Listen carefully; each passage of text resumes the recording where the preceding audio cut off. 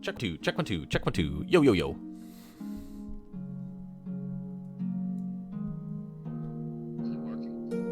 Yeah, I just got to add a couple of things here.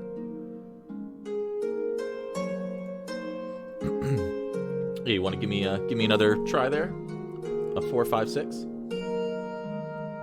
4 5 6 7 8 9 10. Nice. Whoa, too many, dude. It's over. End it. That was too many. You ruined it. Check 1 2, check 1 2, check 1 2. Did work.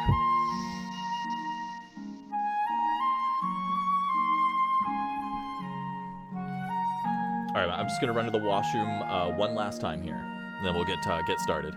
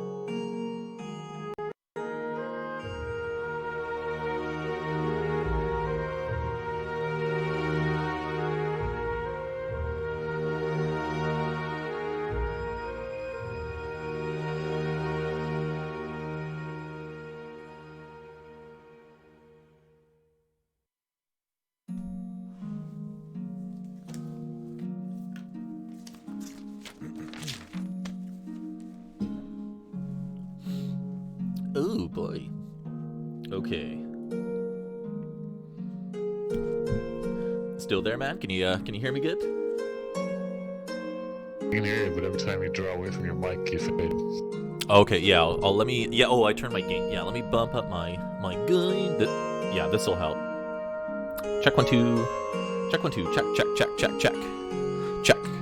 Check 1 2. Check 1 2. Check 1 2. Yeah, it should be good. I should be able to kind of be a little bit farther away and still pick up on things. Still sounds good. Noise. Am I coming in clear? Yeah, you sound good, dude. Are you still on the same mic? Ooh, I gotta. Same mic, just positioned differently. Sure. No, it sounds good. I know. Playing back. Oh dang it. Okay, sorry about that. My my microphone push to talk is the same as. Anyways, so okay, so so here's just a quick map of Somber Hills, Theren Valley, and just for a reminder, there's good old Redlarch. Beep.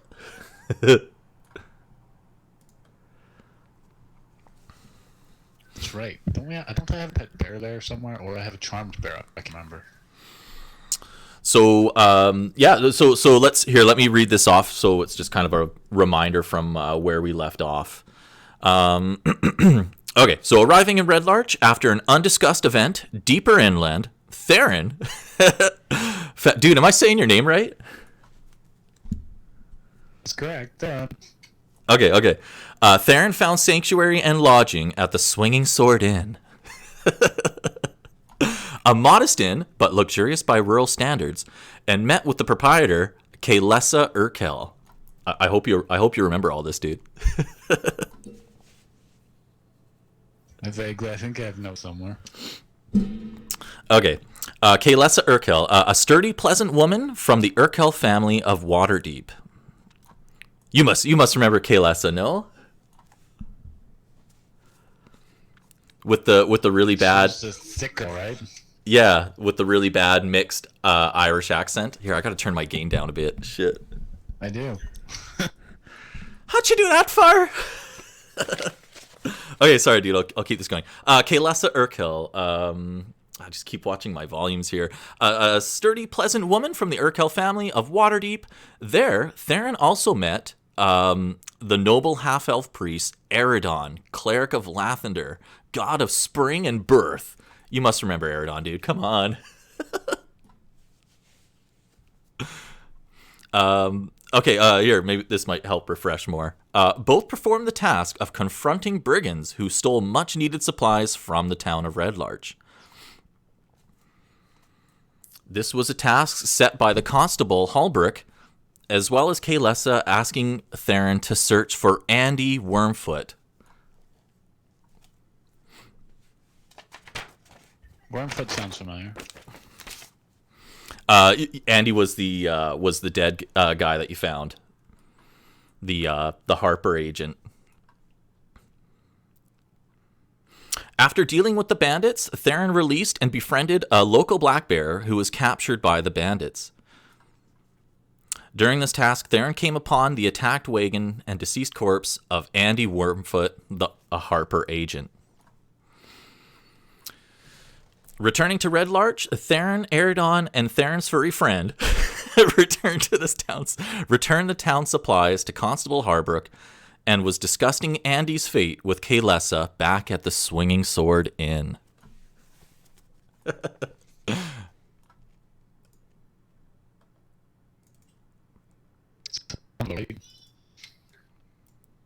Here we go, our player-friendly map of Redlarch.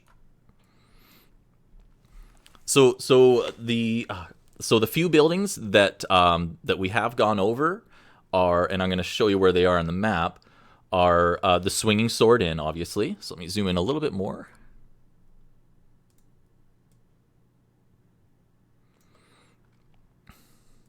So we're just like right in the middle of town.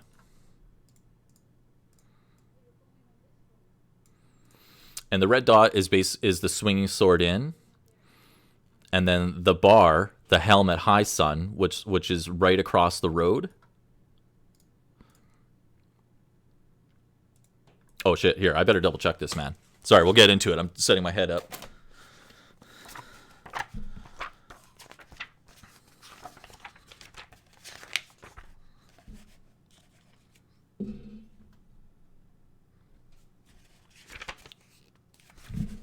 Okay, yeah, here we go. I thought I was doing that wrong. Yeah, so the so the main few buildings that we kind of went over when we started this was the All Faiths Inn, which is where the red dot is. It's basically a chapel for multiple different religions. It's where Eridon has been staying at. And then the building above that,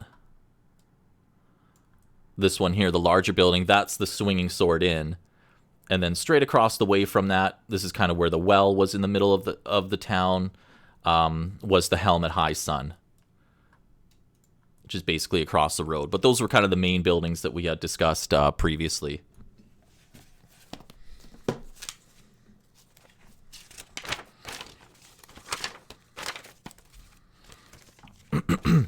So as I was saying, where we left off was yourself and Eridon coming back to the Swinging Sword Inn, discussing with Kaylessa, showing her the Andy's possessions that you had found, including the staff, the bag of Pokemon balls, and then what Kaylessa had requested before was the his Harper medallion that he carries on him. which you were returning the staff and the Pokemon balls, but she's asked for you to keep them, but did request the medallion, where when you reached to find where you had last put it, discovered that it was missing. Yeah, somebody stole Okay, it. so we're back at the Swinging Sword Inn. Theren talking, and so you're basically sitting at the table with Kaylessa, and Eridon is with you guys as well. Kaylessa awards Theren with Andy's old possessions, and she's also explaining a bit more of what Andy was doing. So Kaylessa, God, dude, okay, I'm not going to do the accent. So Kaylessa explains to you, Andy, as you know, was a harper, but he was sent to Redlarch from Waterdeep to find a dwarf. Okay, yeah, so this is actually, here's kind of breaking fourth wall. This is kind of getting more into like more of the main campaign. Anyways, so Kaylessa's explaining that Andy was a harper agent. He was sent to Redlarch from Waterdeep to discover a dwarven delegation that was sent from the town of Mirabar. Mirabar is a city far north by the spine of the world. It's past Neverwinter, past Luskan, and this delegation was to travel to Waterdeep and has last been seen in the neighboring town of Belliard. And I'll even bring that up here real quick. What was that city again? The one I just mentioned, Belliard. Or Mirabar. Mirabar was the town. There's basically a dwarven delegation that was sent from a city, Mirabar, which is very far up north. Here, let me. I'll even show you on the map.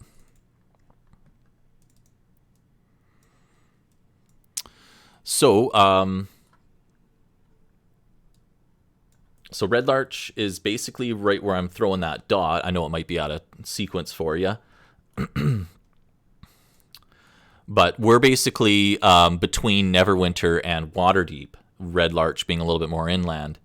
And so Mirabar is actually further up here, past Neverwinter and Luskan, closer to the spine of the world, and I'll draw off the red dot on it.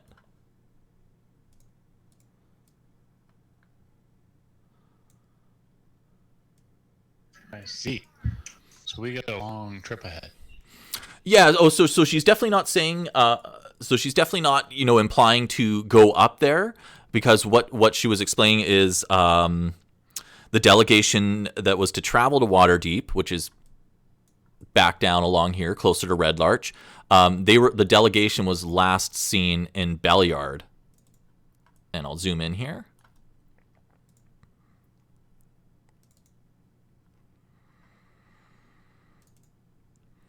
So there's back at Redlarch, and Belliard is a small town just over here.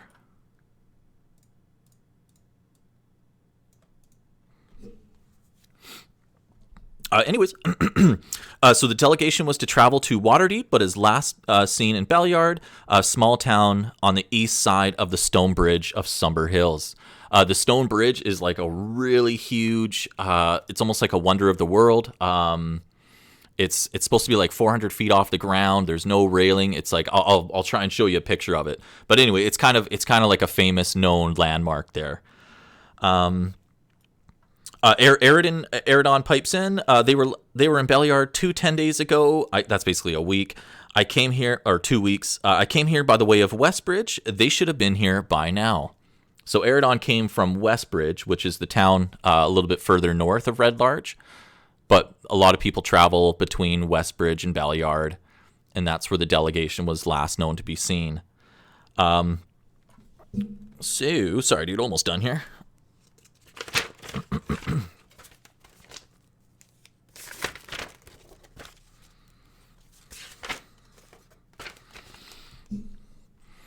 So Kaylessa basically explains that, Andy was here on a mission, and she pleads with you to take up Andy's quest, find the delegation. The Harpers always fight for good and truth.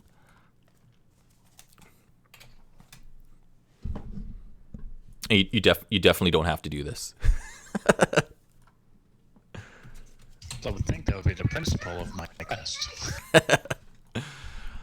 So Kaylessa goes back to explaining that she really wanted the Harper medallion because Andy does have a contact within Redlarch, and she wants you to be able to present that medallion to the contact for more information. Medallion I don't have anymore. That's right. And where's Xanthis and Ziz and Zaz in this concept? Yeah, they're definitely not there. Yeah, so we're still basically in the morning. You know where the bandits were. They were just like a few hours out. So you guys had awoken, discovered that Xanthis, Ziz, and Zaz were gone, and basically came back to Redlarch. Gave the possessions back that the bandits had stolen to the constable, and then you went in to see Kaylessa to inform her about what happened with Andy. So I mean, if you to track down Xanthis, you can definitely just ask around town, or even ask Kaylessa.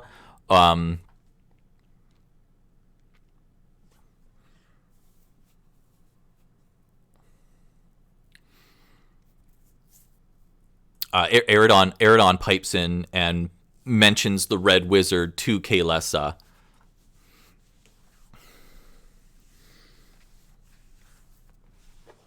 Xanthis was wearing red, right?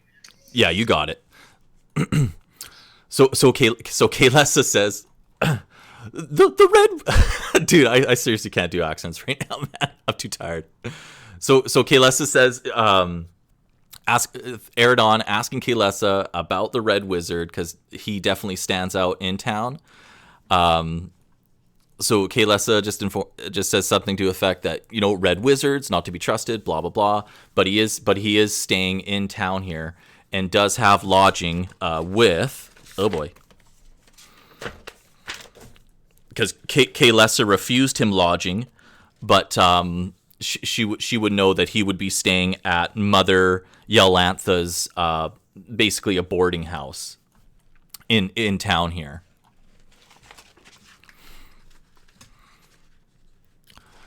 So Eridon gives you a look. Well, I guess we know where to look.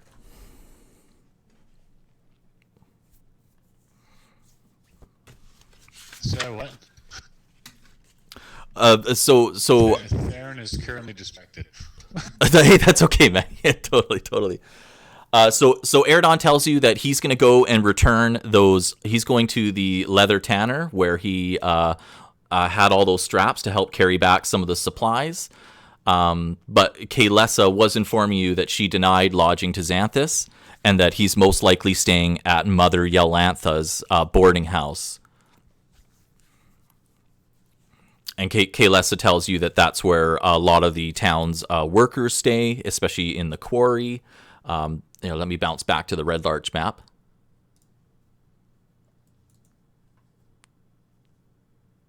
I'm going to get stuff. I guess we probably trek toward Villard.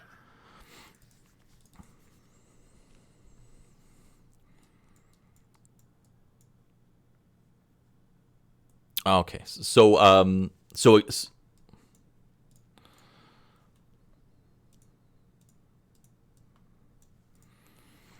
yeah, so again, yeah, if you need to do any shopping or anything, it's definitely, or if there's anything you want to purchase, you definitely can. Kaylessa was just basically explaining where you may be able to find Xanthis, where his lodgings are. It's one of the boarding houses in town here that she can definitely, describe how to get to.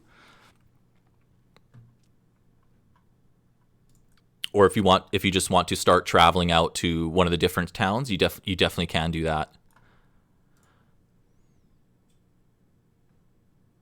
Well, I kind of need that medallion. And I don't have it. And I'm pretty sure my bear doesn't have it. So, where? Sorry, man, I'm kind of bouncing between screens here.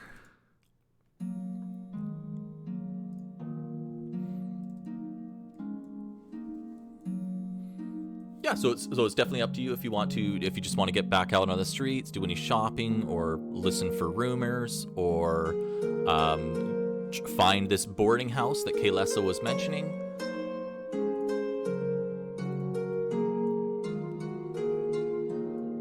Yeah, it's a fun boarding house. And Theron's perception's pretty good, so he's just gonna see if he can spot anything. Okay. With, so you're stepping outside of the swinging swords, or are you still in the inn, or you're stepping outside now looking for the boarding house? Outside to see if I can see anything out of the ordinary. Sure. So you step outside of the swinging arm inn back into and this again, we're kind of in the middle of the morning, early afternoon, in Redlarch. So all the people bustling around. People are off to work. Redlarch does have a large quarry, so there's a lot of quarry workers, as well as wagon shops. Your typical kind of village. So you rolled a perception check. What did you roll?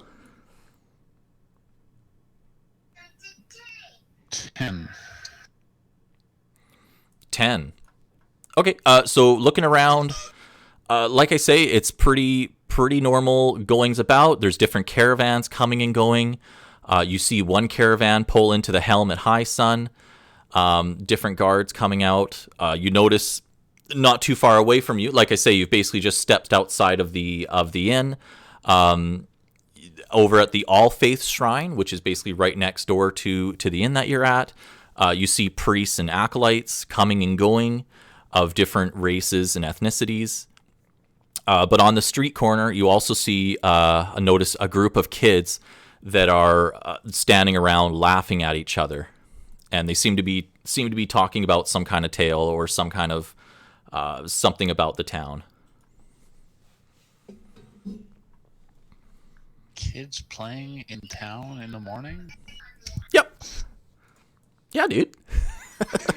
That makes sense, and there's nothing suspicious with that, right? They're just local rugrats. All right, so if you want to listen into them, you definitely can, or if you want to go to pursue the boarding house, or if you want to keep listening for rumors, you can try and eavesdrop in what the kids are talking about, or you can go to the shrine or the helm at high sun, which is basically, you can think of that as like the bar, where the swinging sword with Kaylessa is kind of more of the inn, the lodging. The helm at high sun is definitely more of like a bar, a tavern, better food, locals hanging out.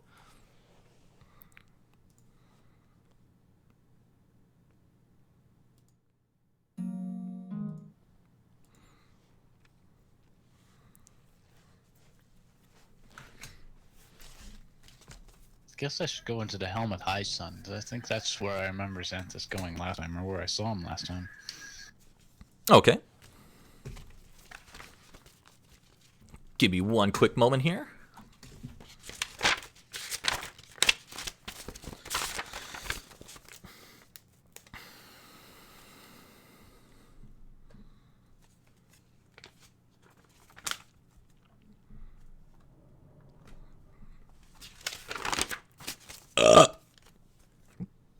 Okay. So right across from the swinging sword where you're stepping out from, you take the day in. It's very nice weather, actually. Dusty roads. Like I say, you were just taking a look at all the locals. And approaching the Helmet High Sun, first, right away, you notice the large jetting out sign that localizes the Helmet High Sun. On the sign is basically it's a large rusted bucket with eye holes that have been cut out to make it look like it's kind of like a bucket helmet, but it's definitely too large to be anything of use. So you step inside.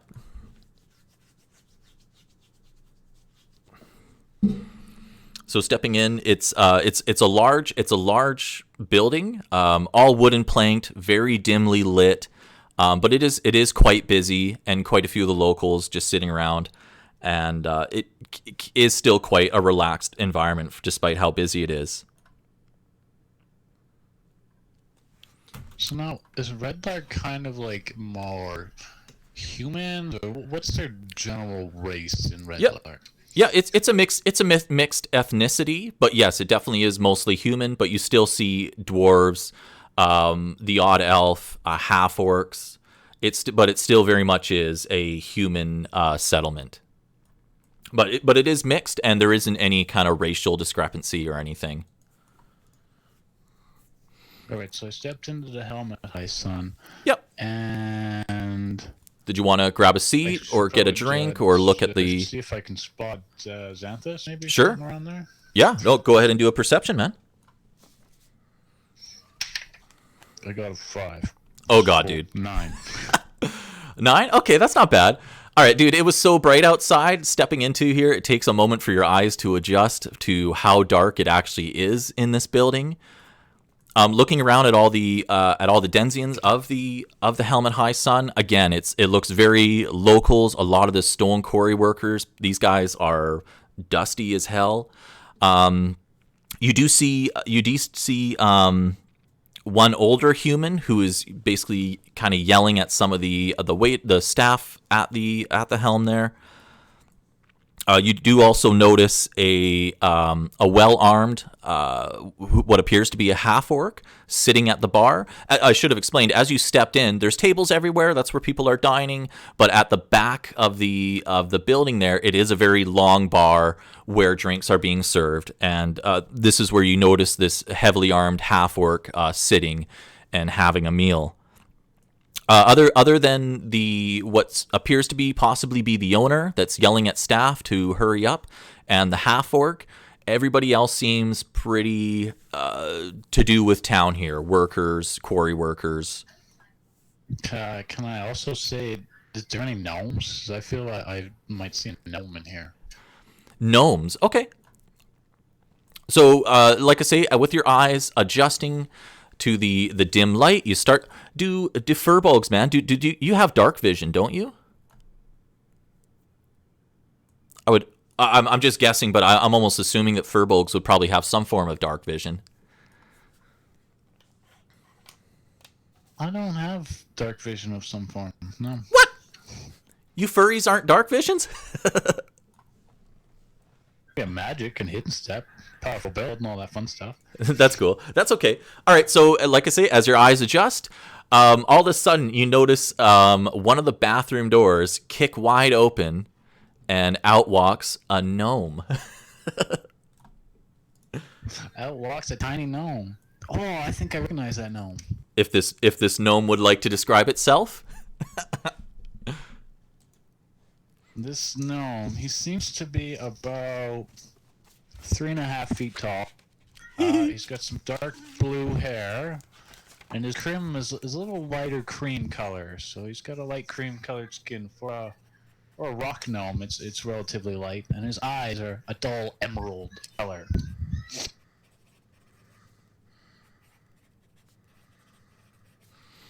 Okay, nice. And what is he? As Theren is looking at this gnome, what is the gnome dressed as, or what does he look like? What is he equipped with? Well, Theren, looking at this gnome, has realized he looks very heavily armored, like a strong fighter, maybe a seasoned scout of some sort.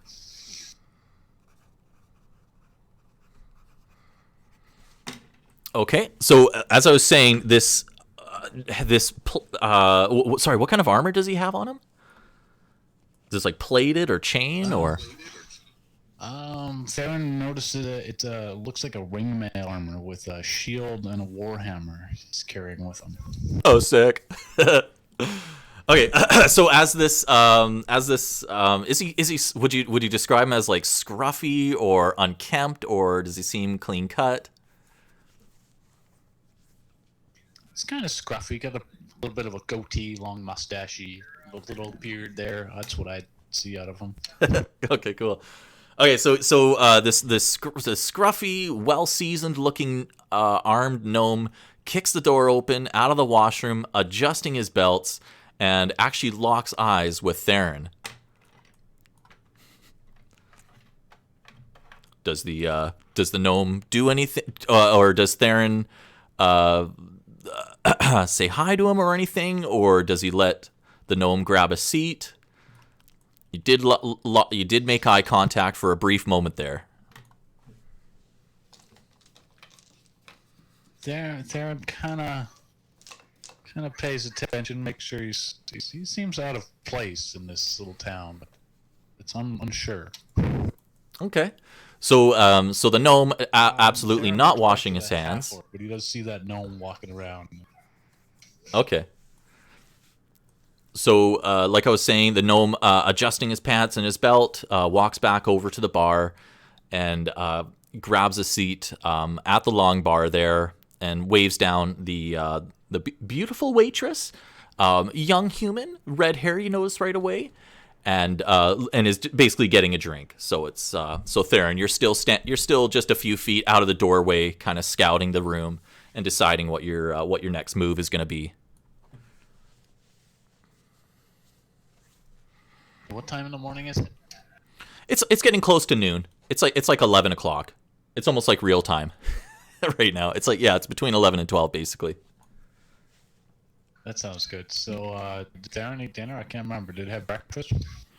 He did. Yeah, when you came back, you and Eridon did grab a bite back at Kaylessa's. Kaylessa's food, it's the Swinging Sword Inn. I mean, the food is serviceable. You do recall that Kaylessa was mentioning that they've had a lot of kitchen fires issues, so they're forced to do a lot of their cooking outside. So most people go to the Helmet High Sun for a proper meal, something that's a little bit more refined. Well, it is almost lunchtime, and Theron's a pretty big guy, so he's going to sit down and order some food and a drink. Okay. The redheaded waitress, she sees that you're standing around. I mean, dude, you're a tall guy, so people definitely don't miss you, especially when you're kind of hanging out at the front entrance. So she comes up to you. She points you to a table just a big round oak table. Grab a seat, and she asks what she can get for you. You can obviously ask what the specials are or what kind of drinks, things like that. Oh yeah, I gotta go to talk. They don't recognize me as sitting down. Yeah, I should probably ask the waitress what the specials are and make quick conversation with this gnome-looking fellow. Okay, yeah. So she explains that the special today is the lamb mutton with the side of sourdough. Otherwise, they do have the usual roasts and pies ready to go as well. It's a lamb mutton toast. That sounds pretty tasty. Also has the ale as well as a special drink, the dragon. Sorry, dude. Sorry, I'm just flipping through here.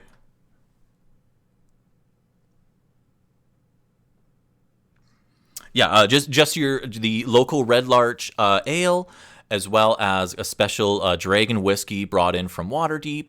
And they also always sell they bring in crumble bread from the Redlarch bakery, and Redlarch is kind of known for its crumble bread in Waterdeep. If there's anything for somebody in Waterdeep to know about Redlarch, it would be their famous crumble bread cake that they make. Well, I think Darren will get a mug of ale. Okay. All right, she gives you a wink, and she asks again, did you want the special today, the mutton? Or would you prefer one of the meat pies? We have a roast.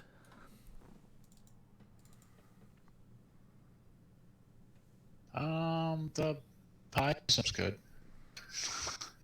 Perfect. She gives you a wink, and she kind of turns around on her heels, and she'll be right back. So you're left to your own devices sitting on the table there.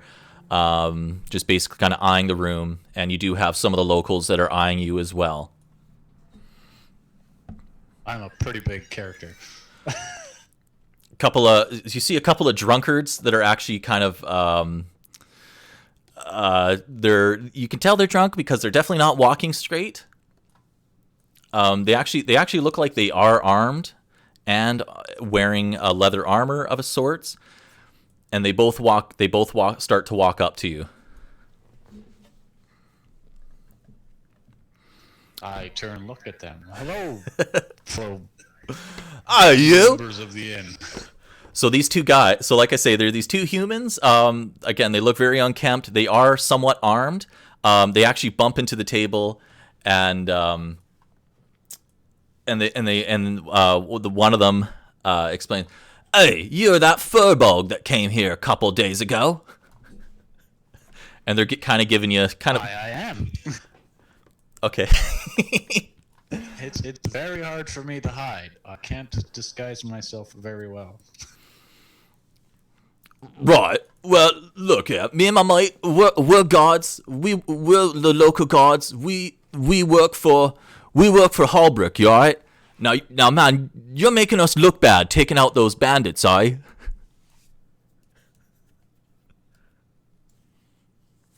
Just then the gnome pipes up. I work for the guards too, you know, fellas. I was a seasoned scout way back when. And I've done about 20 years of this stuff. And if you can't handle those bandits, then I don't think you can handle this furball. Hey, we're not talking to you, man. It's really just the one guard that's piping up. The other guy's quite quiet and really isn't saying too much. Mostly because he can barely keep his eyes open. They are quite inebriated. Theren says, you guys look a little intoxicated. I don't think you want to pick fights right now, if that's what you're thinking. Hey!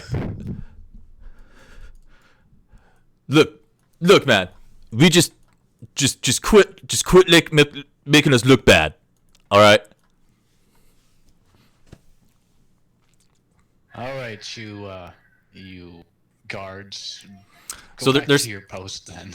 they're still kind of standing there. It's definitely a little awkward because you can sense their tentative hostility. And so as they're still standing there, you actually feel a hand on your shoulder, which you would probably sense this guy coming up to you, and it's actually Eridon, the friendly priest of Lantheder. Right, he was an elf. Are these? We had good times back at the other place. Theren, are these two giving you trouble? Look, my lads. No, these guys aren't bugging me. No, this is so Eridon basically comes up to them and kind of waves them off. He does seem to know who they are. And so as they're walking away, they are just giving you a bit of an eye. At least the guy that was piping up. This guy has blonde hair. The other guy that was quiet, couldn't keep his eye open, was brown. And they do stumble out of the helmet high sun as he is looking back at you. Good to see you, friend. Eridon grabs a seat right next to you, assuming that he can. And as he's greeting you, you still notice that the gnome is looking at your table.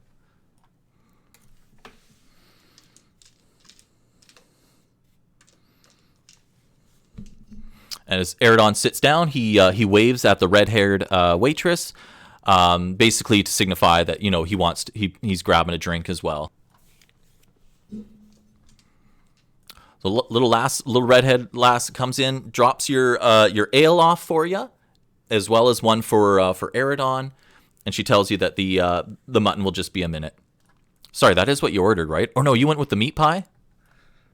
That sounds wonderful. Thank you.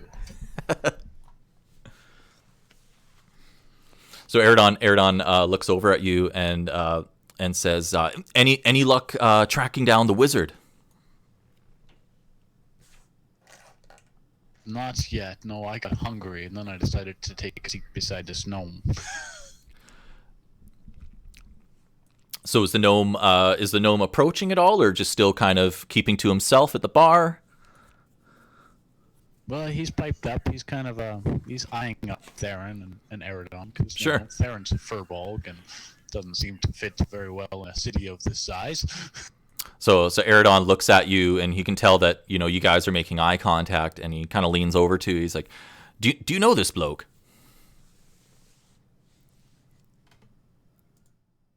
I don't personally know him, but I've seen him around before. I think he was beside the town crier or the guard at the start, the badged mustache guy. We talked to Constable Harbaugh. Yeah, he works for the guard, I'm guessing. Oh, okay. Oh, very good. I could see how he would have how he could have discouraged his comrades there from pushing anything any further. Don't mind them. They're just bored. This is a small town. There's not many guards here. They're under a microscope. Redlarch is dealing with some stuff. So Eridon is actually looking over at the gnome, because the gnome's been looking at us for a bit, and he actually gives him a bit of a wave, almost like a signaling to grab a seat if he wants.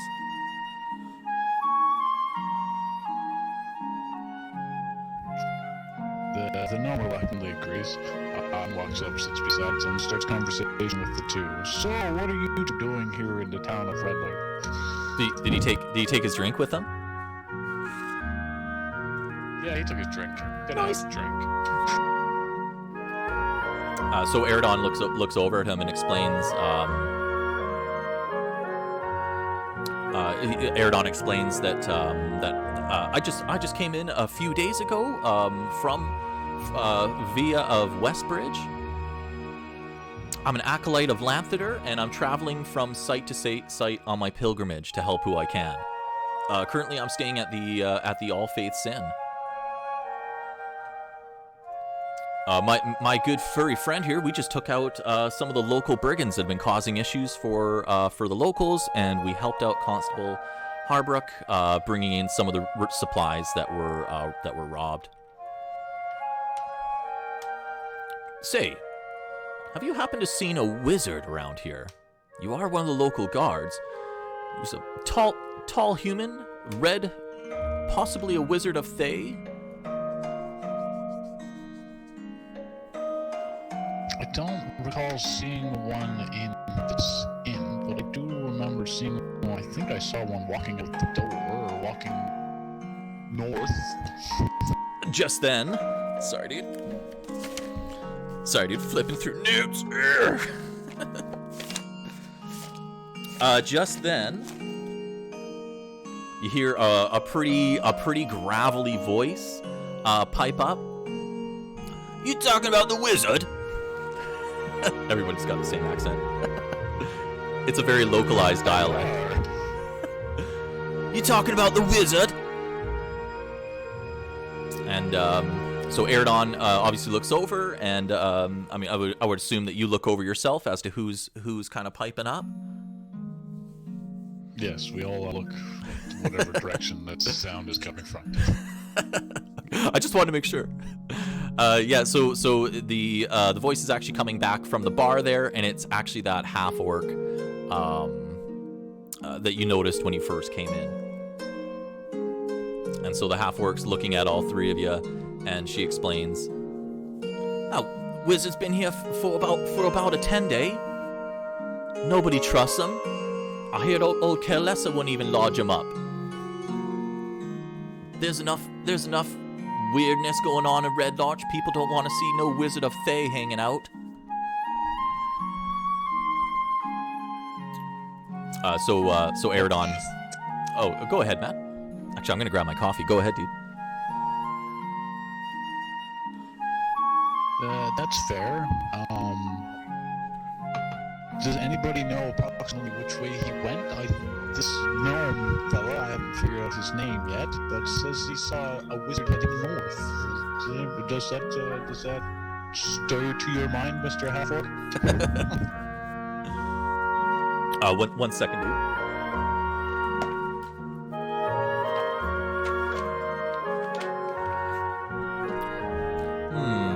So you kind of bringing this up, you've definitely, there's more than a few people that are kind of looking over at your guys' table now. But the half-orc, who now you've kind of put together is actually a woman. Sometimes the half-orcs, a little hard to tell. But at this point, after making eye contact, and you can see that she definitely looks like she has worked for a guard. She is wearing plated armor and does have a sword at her side. And she explains, she explains that she never talked to the wizard, but does know that he has been here for a few days, but definitely isn't a local resident. She explains that Eridon asks her what she's doing here, and she explains that she was She was with a caravan guard from Belyard to Westbridge, and and has now decided to stop at Redlarch to just take some time off for herself. But with you asking about the wizard, she explains that she never talked to him much, and isn't sure why he would be here.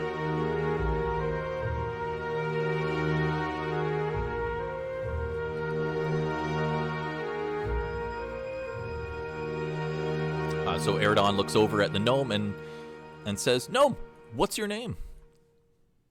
"I'm Eridon," and he extends a hand out and explains that he's Eridon.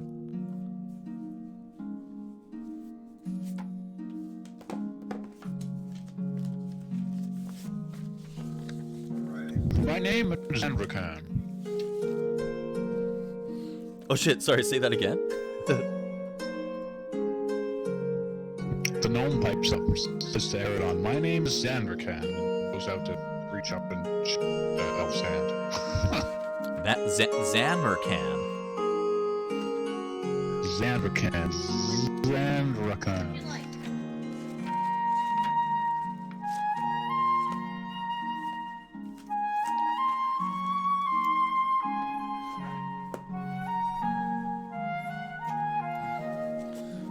Shit, I lost my pencil. Oh, you wanna spell that for me, dude?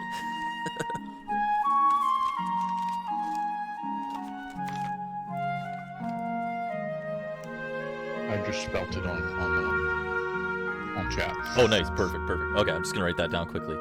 Okay, yeah, Eridon definitely takes his hand. It's a very the gnome notices Eridon has a very light, soft touch, probably moisturizes.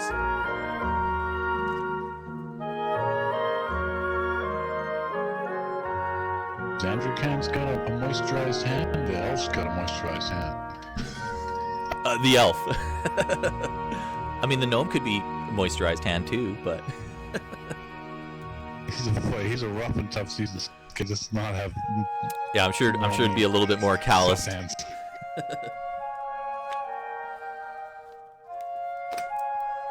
Okay, great. So Eridon shakes his hand and he asks, "Are you work here? Are you a local guard? Are you from Redlarch?" I originally came from the prime material plane of Feywild. My father was a guard, and my mother was a soothsayer. Holy shit. So I've been training since I was 6. I trained almost every day with my father. And then my mother urged me to pursue the art of an Eldritch Knight, to which I get some more experience I will most likely be going for. Cool, man. So anyway, so Eridon goes back, and at this point, the orc has turned around and she's gone back to her drink.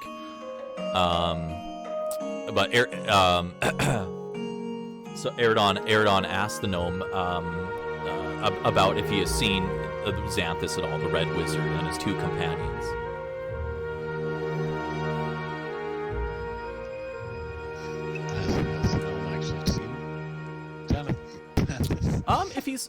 If he's a local guard, Xanthis came in a few days ago, so you might have noticed him being around, but might not have any like specific information as to what he's doing there.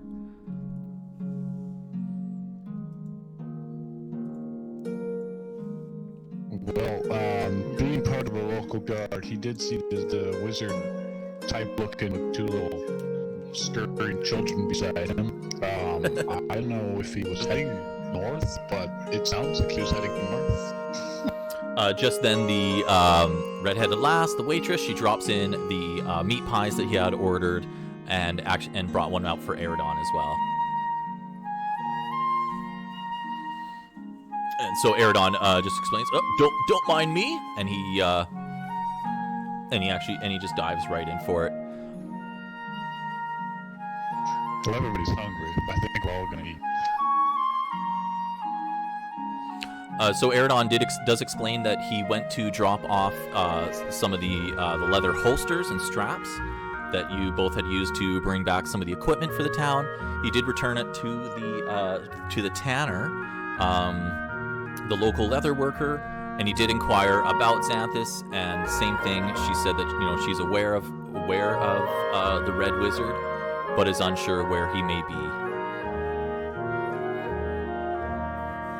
So Eridon kind of looks back over to you and gives you a bump and says, well, after this meal, maybe we should check out, look at the lodgings Kaylessa mentioned.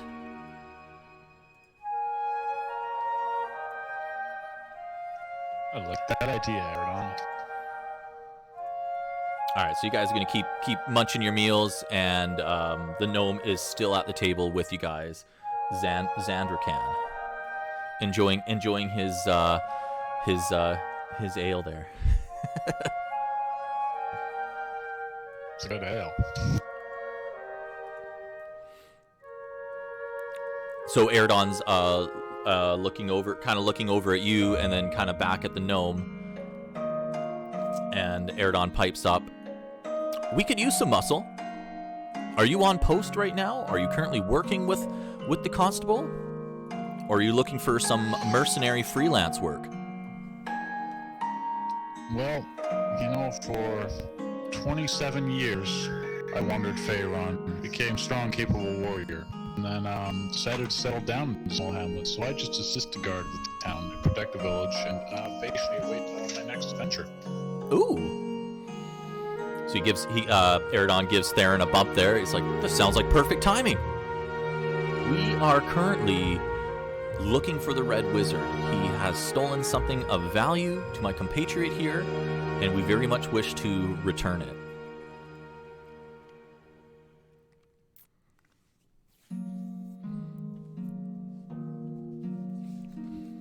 I would be glad to accompany you guys on this adventure as I grow restless in my settled place currently. Yeah, totally, man. The guy's bored as fuck. Okay, so you're continuing, again, you guys are still resting at the very dimly lit Helmet High sun. You guys are finishing up your meals. Seem to have made a new compatriot, Zandracan, gnome from the Feywild. And it seems that your next goal that you have set for yourself is to actually investigate the lodgings that Xanthis is apparently staying at from word of Kaylessa.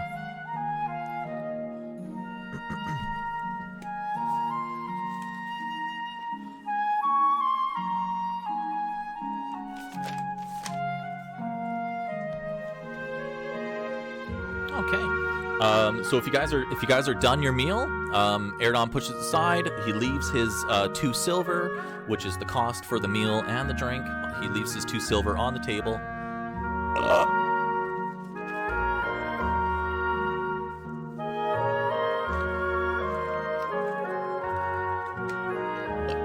And he steps up, pushes his chair in, and is kind of awaiting for you and the gnome to do the same.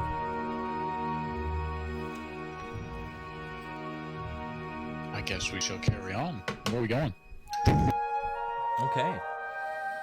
So Eridon pipes up. He's like, "Well, Kaylessa mentioned Mother Yolantha's, and honestly, if you're not staying at the Swinging Sword Inn, most people do go out to Mother Yolantha's, which is a boarding house. So 1 second. So you guys step back outside. Again, it's pretty bright out, kind of adjusting your eyes, and you see that little group of kids who are still sitting around playing on the street corner. And again, just the town is quite active at this point, as it is getting past noon.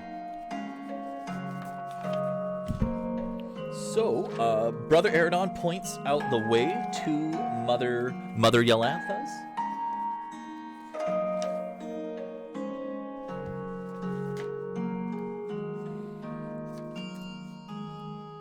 And Mother Yolantha's is actually...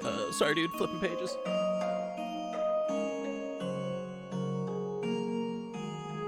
Is actually just around the block, so not too far at all. Alright, so I guess we go for a walk around the block to Mother Yolantha's place. What's it called? Yeah, you got it. So you guys are stepping out Helm of High Sun, and since Eridon is familiar with, as well as the gnome, Zandracan, you guys actually round the corner and get out to the lodging there, Mother Yellanthra's. I guess we just walk in and Okay, so you guys walk in, or yep. So as you're approaching the building, it's a 3-story building. It does look quite dilapidated. It's definitely in need of some kind of repair, but it kind of speaks to the poverty level of the people that are staying there. A lot of the people that are staying there are, like I was saying before, kind of workers of the quarry. Some of the workers at the different wagon shops here. I guess we just go in. I'll just knock on the door and I'll just walk in. Sure. Yeah. I'll just walk in. Zandracan, he'll just wait outside for it. Yeah, and yeah, Eridon waits out with Zandracan. It is, even though it is a 3-story building, when you step in, especially being this furball height that you are, it is quite cramped. As well as with other people being in there kind of squeezing by you to get through. 6'8" furball. Is that what you are? Oh shit. Got fucking Kobe walking in, dude. Okay, sorry man, 1 second. Let me wait coffee while you have 1 second.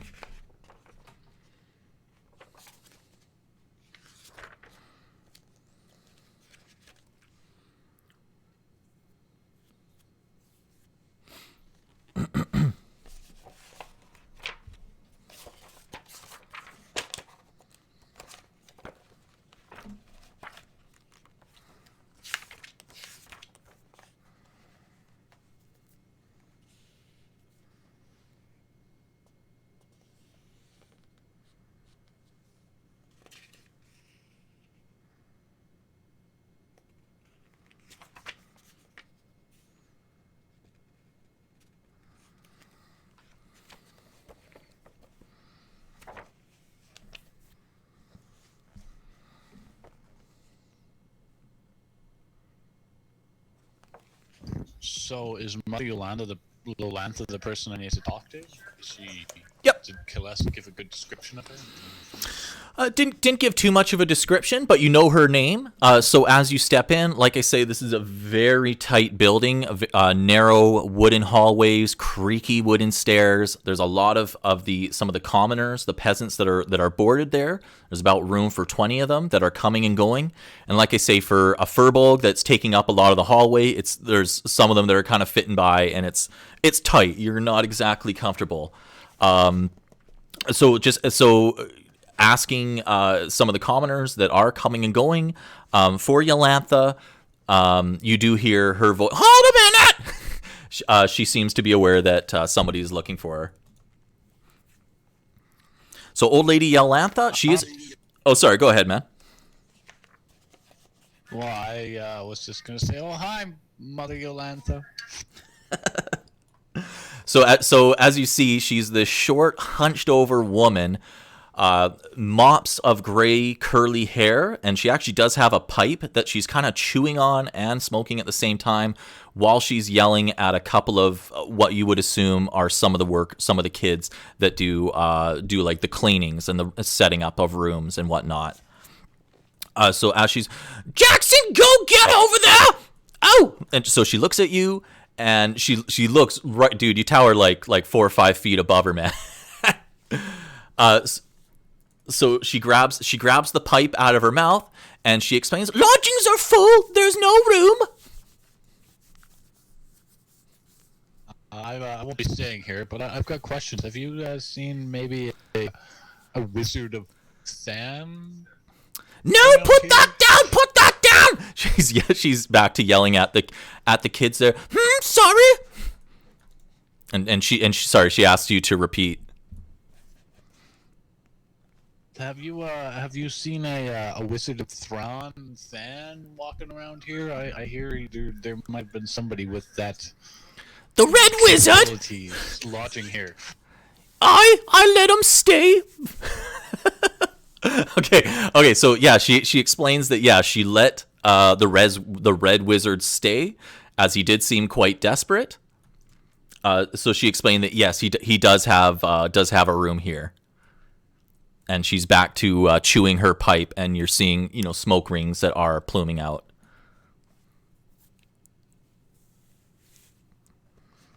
And she looks like she's about to turn away to get back to yelling at her kids. Did you want to ask her anything else? Do you know a way this wizard fellow went? He went by the name of Xanthis. I know the wizard you mean. He kept talking about looking for someone. Fuck these accents, dude. See who he was looking for? Another wizard. We don't get many wizards here. Even just seeing him was more than what we needed. There's enough trouble and poisons going around Redlarch. I don't have intimidation. Do I need that to be skillful in it?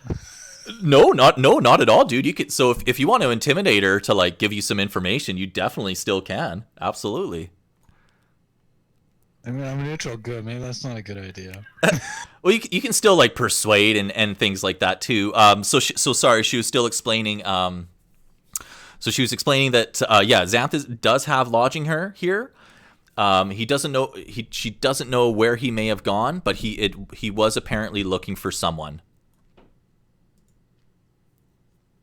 Does she know? Did he have a name or anything by that? What would that be classed as? Is it persuasion? You can ask. You can just ask that. So you ask who the other person was that Xanthis was possibly looking for, and she does know the name. So she explains to you the name of the fella that he was asking for. It's pretty sure I know off the top of my head. I just want to say it right. Orioth, Oreioth. Oreot. Oreioth. All I know is that he was looking for another wizard. We don't see wizards here. No! Now put that down! No! And she's kind of getting back to screaming at the kids and just trying to set her workers straight. If you need lodging, go see Kaylessa. We're full. Thank you for your time, Mother Yolantha. Do you know which way this Xanthis fellow went? I haven't seen him for about a day. He hasn't been back in. Fuck, dude.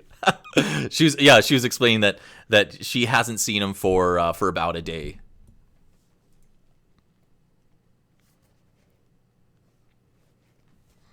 And at this point, she's actually kind of chased the kids down the hall. And if you want to ask her more things, you can go after her. But she's physically starting to turn the corner.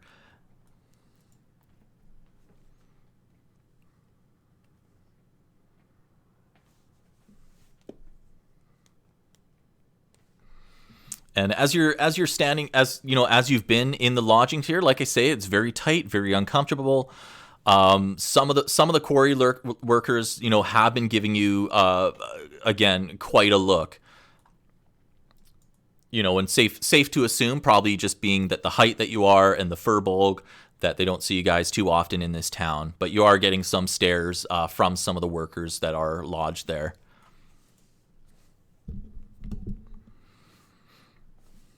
Thank you for your time, Mother Yolantha. And then I walked up the door.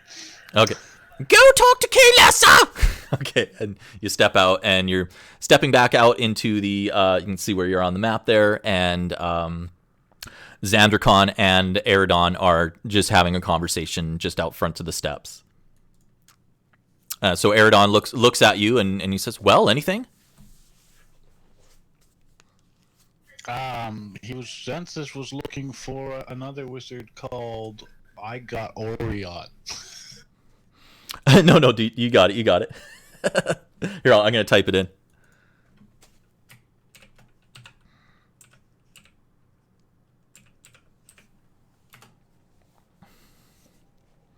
Okay, so you explain that to Eridon.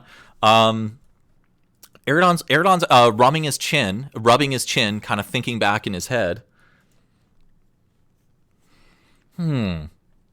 Orioth. The name does ring a bell.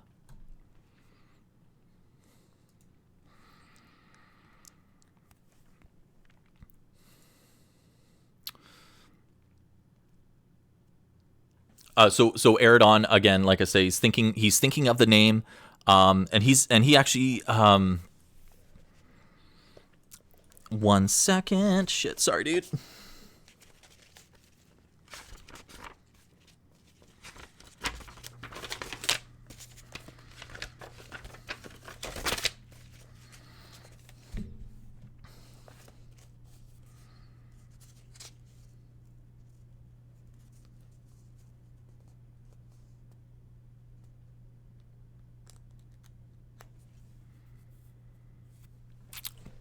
Okay. Sorry there. Okay, so sorry, you there, dude? I are.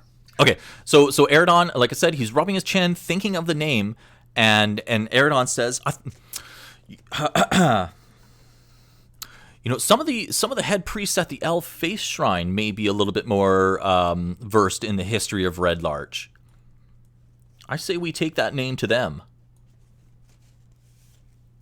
So the All Faith Shrine was a shrine that you noticed when you first came into town. It's right next to the Swinging Sword Inn, Kaylessa's Inn. And it was a fairly simple looking stone chapel.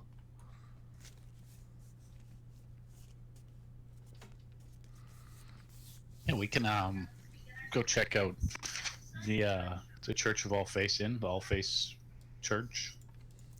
Yeah, you got it. So you guys round the corner. Again, this is like very close proximity too. So you start to walk down, very dusty road. Dust is kicking up in the hot sun. We're getting kind of late into the mid-afternoon.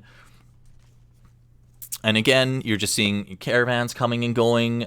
You do actually walk by one of the wagon shops, and you can see that that there's about 3 or 4 workers that are hastily working on putting the different wagons of Redlarch together, doing repairs.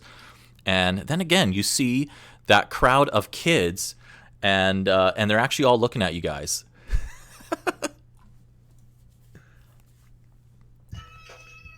I feel there's something up with these kids. Eridon hears you say that, and he looks over at the kids, and the kids run off. That was not very helpful. Well, continuing to the church. Okay. So you guys, you walk by the Swinging Sword, and you can see the big sign that does jet out at the front of the Swinging Sword Inn. It's actually a big wooden in the shape of a scimitar, and it does have the name painted on the sign as well.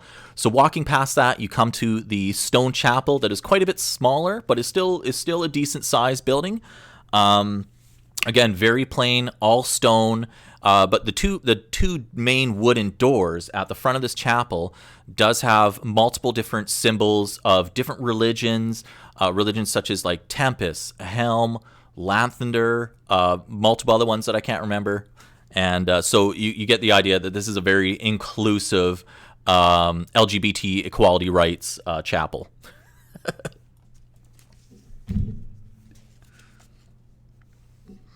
So Eridon kind of steps ahead and goes to open the door for both of you, and lets you guys step inside. So I'm assuming that you guys all walk in. Stepping inside, like I say, it's the 2 large wooden doors that open up. When you step in, it's, again, like I say, it's very plain, very little seating. There is a large stone altar that is very neutral. It doesn't have any depictions of any specific gods. And then you can tell that there are multiple rooms in the back, probably where a lot of the priests, acolyte, pilgrim, people on a pilgrim are staying. So Eridon... Theren, look. Oh, yeah, go ahead, man. Go ahead. Well, I was going to say, turning to Eridon, say, who would we talk to while we're here? Sure, of course. Yeah, so Eridon, sensing that you're, not sure who to talk to in terms of, these more religious and contemporary religions, guessing that you are a little bit more out of the wilderness, Eridon steps forward and waves down, God, excuse me, and waves down an adult human. This man is heavily robed. He turns around and greets Eridon. They both shake hands, and Eridon looks to you to introduce you to friends. This is Imdar Relvonder. He's so Imdar Relvonder. So Eridon introduces you. This is Imdar. He is currently one of the leaders at the All-Faith Shrines. And Imdar, again, he's an older human, gray beard, balding on top, wearing a robe. And you can see on the robe there actually is a symbol of a sword that is burst into flames. He greets you with a warm smile. That sounds interesting. And standing next to him, as she turns around as well, is a fair human, a lady. And she is as well as in robes. And the symbol on her robe, you notice, is actually it's a large circular mirror with a very beautiful, detailed, red-headed girl face on the front, very opulent. And the girl herself, the lady, she is definitely a very fair and beautiful person as well. But Imdar shakes Eridon's hand, and it definitely seems very happy to see him. You can tell that they have a relationship, and he goes to actually extend his hand to you as well. So I ask both of them, since they're both there, do you guys know much about wizards that come through town? So Imdar takes a look at Limura, the lady. So has a name. Yeah, for sure. So Eridon introduced Imdar already, and so Imdar takes your question, and he sits and thinks, and again he definitely is an older man. His voice is very stern, but again he does seem quite welcoming to have you randoms in the chapel. So you ask a question. He thinks for a moment. His eyes kind of look back in his head. Well, we all know of the Red Wizard in town. Everybody's been fairly cautious of that. Is that who you're referring? And no, I didn't hear anything. Oh, sorry. Oh, you didn't hear her say anything. Oh, okay. Okay. Oh, I was just explaining that that you had asked Imdar about if he knew about the wizard, and he was taking a moment to think about it, and then he explained that he is very well aware of the Red Wizard that is in town here, and that everybody has been cautious with him and has been keeping a distance. And Eridon pipes in. Do you know why he's here? And Imdar shakes his head, and he really isn't aware of what the Red Wizard, why he would be here. And then, so the lady, the lady priestess pipes in. Red Wizards are known to be wizards of Thay. They are a culture that is ruled by a hierarchy of wizards, and quite often they send agents out for missions and reconnaissance. So why he is here, she says she wouldn't imagine it would be for anything of good. hostile, or not? Maybe not hostile, but did they hide their intent?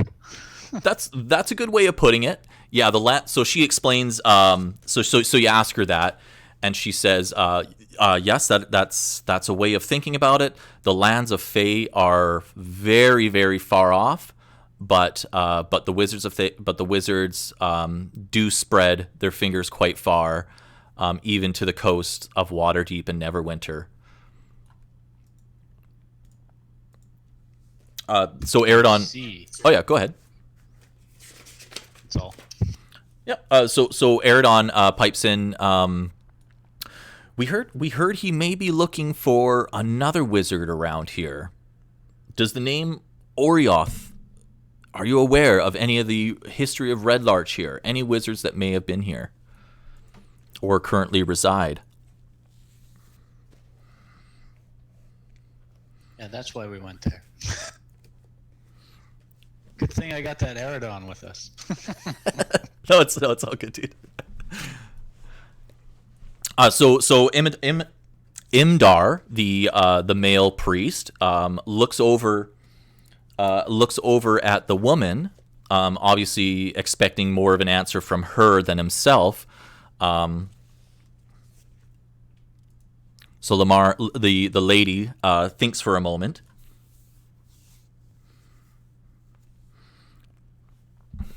And she explained, she is so she says, I am aware of a history of a wizard being in the area many years ago. This is decades. But he did not reside in Redlarch.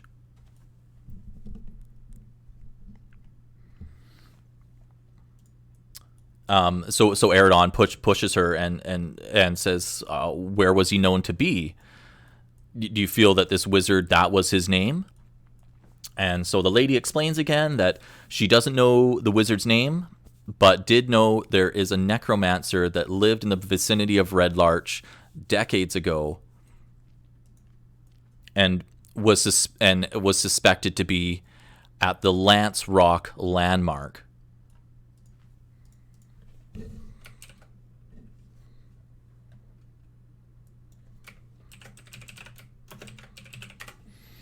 When was the last time anybody's heard of this this necromancer by Lance Rock landmark? So Imdar, the male priest, pipes in. Lance Rock is a famous monument in Redlarch here. It's only a few miles off to the north. And now that you think about it, when you first came into Redlarch, even from the peripherals when you came in, you do recall seeing an odd, very large rock that seems to jet out of the earth that you can see for miles. Redlarch, the valley, it's a very flat until you get to the hills, so you can see things like this from quite a ways off. And so Eridon looks over at Zandracan, and Zandracan would definitely be familiar with this monument. And so Eridon looks over at him, and he says, and then kind of gives a look to you.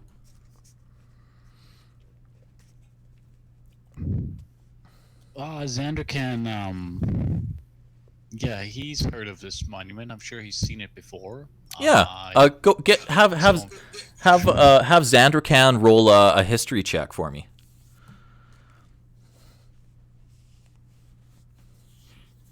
He has got nothing on him for history. That's okay. He got an 11 now.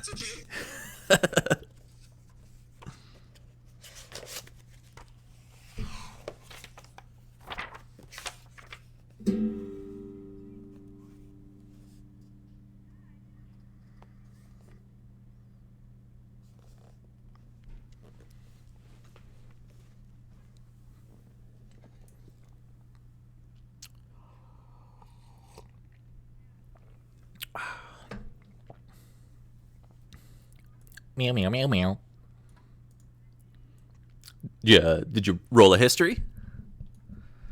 Sorry, I got 11. Okay, no problem. 11. Okay. So Eridon, looking at Zandracan, Eridon isn't natively from this area, even though he does pilgrimage the Sword Coast and north as well. But in terms of history related to Redlarch, that's definitely outside of his scope. So as he looks at Zandracan, Zandracan seems to be thinking about it, but Zandracan does recall hearing stories of a dragon or of the Lance Rock, and recalls hearing like fables, fairy tales of the Lance or of the rock being dropped from a dragon like centuries ago. But other than that, that's basically all that comes to his mind. Is some of the origins that could possibly be of what this Lance Rock is. But he and like I say, all the townsfolk, he is familiar with it. You have seen it yourself. It's the monument itself, the rock is really just about. I have to look to double check. It is about southwest of Redlarch. It's actually north. It's north by not too many miles. It's not a far travel to get there. Well, this map I have is wrong then.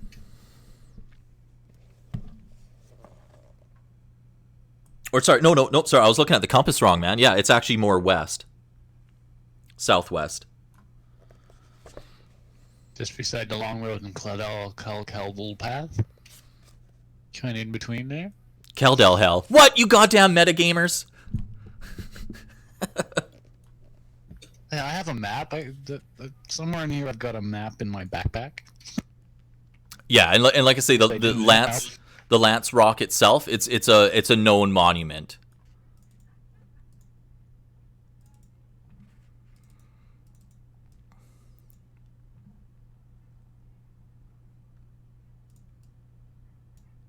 So Eridon and Zandracan explains that if we wanted to get out to Lance Rock, it's let's see, it would be about half a day's travel. Aye. So what time we're at? Like half the day right now, right? We're about 1-ish going on to. Exactly, yeah. Basically, getting still in the early afternoon. So the two priests both look at Eridon and yourself, and Eridon asks what they may know of Lance Rock. Well, I think we should go check out this necromancer, if not to find him, but to just look at this wonderful, majestic monument. It's a good excuse for a stroll. So the two priests, they both look at each other, and they say, "Well, it seems that you know what you need. Is there anything else we can do for you? Can we offer any services?" And Eridon, do they take any services? Yeah. Oh man, they're priests and acolytes. So if you need any kind of healing, anything like that, they don't sell anything. They're not merchants. They're not like selling any kind of potions or anything like that. But if you do need like clerical healing, any kind of things like that, or sanctuary, they can provide that. Do they accept charity? Of course. Oh man, all chapels, and absolutely they do. All right. Well, Theren's going to give them 2 gold, and Zandracan's going to give him 2 gold. Oh, geez. So Eridon notices you taking out money right away. So he scurries 2 gold. Holy crap! So he scurries like through his pouch as well, and he notices that you guys are both giving 2 gold. So he does the same, and Eridon is actually walking to put the money on the altar. I will follow Eridon and put money there as well, both Theren and Zandracan. Okay, so the 2 priests that you were talking to, the male and the woman, they notice that you're taking money out, and so they step to the side to let you guys walk up to the altar. And when you get up to the altar, you can see that there's all sorts of offerings there. There's fresh flowers, fresh fruit, even baked goods. It's kind of a communal offering, and there is money as well, but you don't see any gold. It's all coppers and the odd silver. Well, don't they feel lucky they just got 4-6 gold? Absolutely, dude. Those are some good bonus points for Redlarch.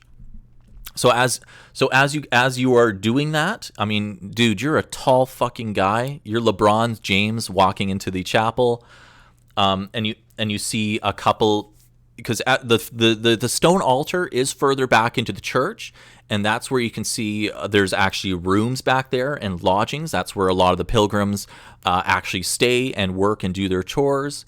And you see, and there's two ladies. They notice you come up to the altar. And they have bright eyes. They seem to almost like recognize you, and they come right up to you, and they seem quite happy and energetic.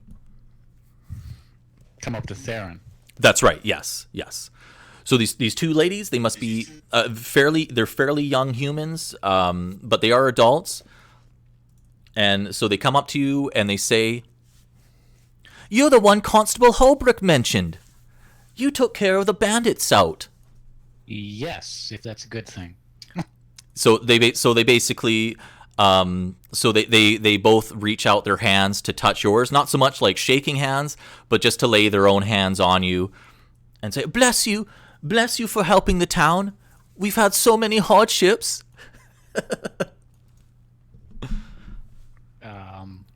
Thank you. And so both the girls, they both give you a real, very broad smile. They stand back up, clasping their hands together and just kind of watching you. And so Eridon, he just bows gently and turns away from the altar to step outside. We've put the gold on the altar. I've waved bye, said thanks. Shall we continue south, I guess I say to the party? Yeah, and so you guys are leaving, and Imdar and the woman priest next to him, they wave and nod as you are leaving, and they are very, very much appreciative of the donation that you have made. And I'm sure that will get word of mouth as for your generosity. Okay, so Eridon and Zandracan are out front already, out on the dusty road, and they're both looking at you expectingly. And Eridon says, "One second." Should probably grab my bear. Sure. The bears kind of back out on the outskirts of town. Well, that's probably a good spot for. Because you got to remember, the bear's not so much like a ranger companion. It was more of he's still a very much a local bear that lives in the local area, but can definitely. He's not charmed anymore, so I charmed him, but I'm sure that's ran out long ago.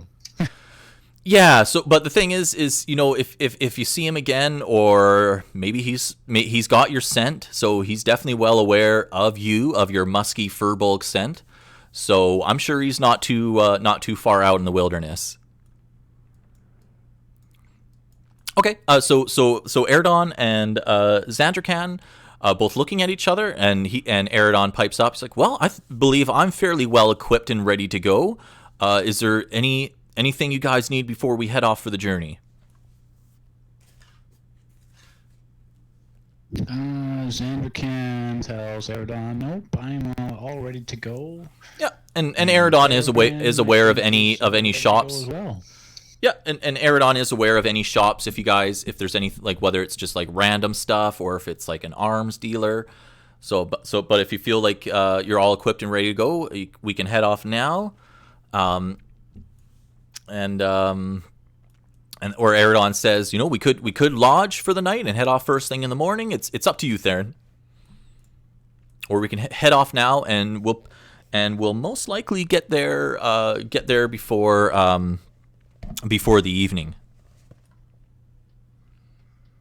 Well, we have a campsite, right? Sorry? We can make camp, right? Oh, absolutely. Yeah, you bet. I say we just take the trek and go make a camp out towards Lance Rock and and explore in the morning. Sounds good. Okay. So give me. I'm just gonna run to the washroom real quick, man. And then what time? About 1 o'clock. So I still got a little bit of time to keep going. I don't have to head off to my folks for a bit here. But yeah, let's keep this going if you're game, man. 4-hour walk. So I'll be right back, man. 1 second.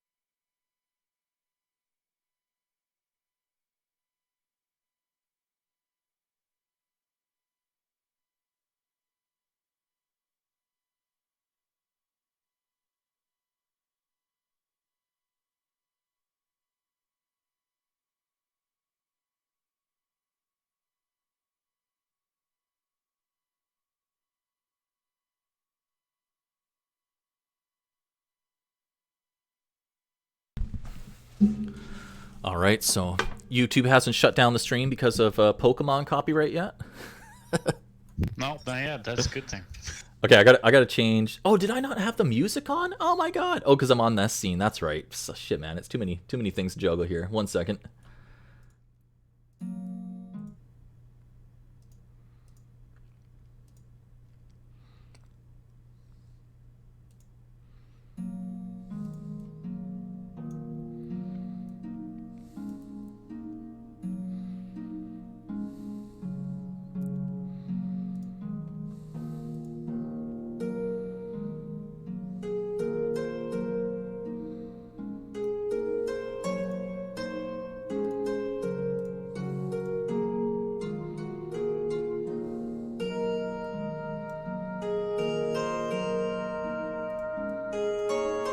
Lordy, lordy.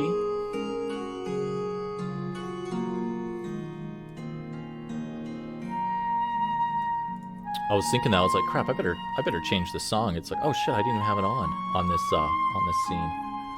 Okay, there we go. So you got everything you need? You feel confident with what you got? Because we did rest already when you and Eridon initially came back into town. You're okay with your spell selection and everything? Yeah, good for now. Okay. I'm just gonna check one more thing, and yeah, then we'll get going.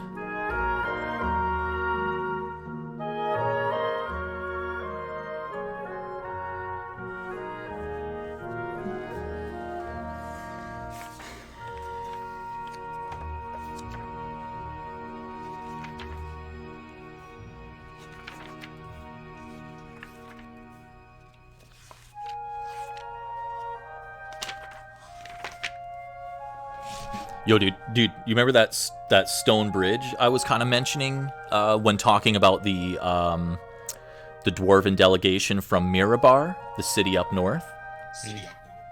Yeah. And then there was that stone bridge. Here, let me load up the map.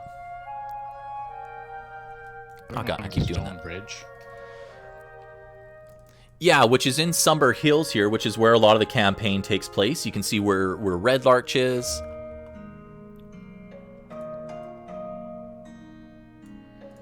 And then Belliard, which is kind of a smaller town, is where the delegation was last seen. But the stone bridge here, I'm gonna put it in the camera. It looks like this. It's just so tripped out, man. I can't wait for us to get there.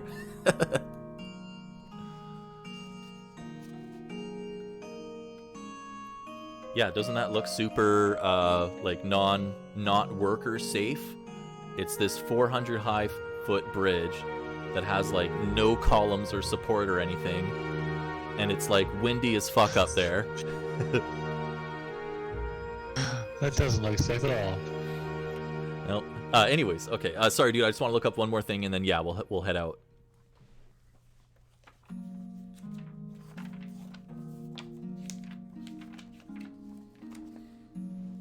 Oh my god, dude, that was like a when did we start? Oh, it should say. About 2 hours ago. 2 hours ago? Are you? Is that when we started? Yeah, it was. Yeah, you're right. 97 minutes ago, about an hour and a half, a little over Holy an hour and a half. Dude, that was a solid hour and a half of D&D RPing, man. We haven't even done any combat. I know. We're fucking pros, man. Okay, sorry. I swear I'll get there. 1 second, dude.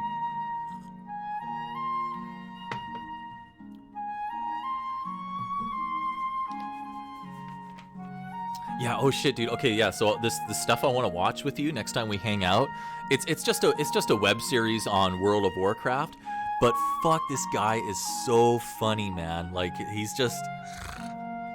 gets into like death roll gambling, and I had no idea people were doing this on WoW. It just dice roll gambling, right? But just some of his stories with it, it's just so funny, man. Oh dude, yeah, I can't wait to watch it with you, man. It's fucking hilarious. Like he just wrecks people and gets so many players into debt. Anyways, I need to go help my kids. Be right back. Yeah, sure.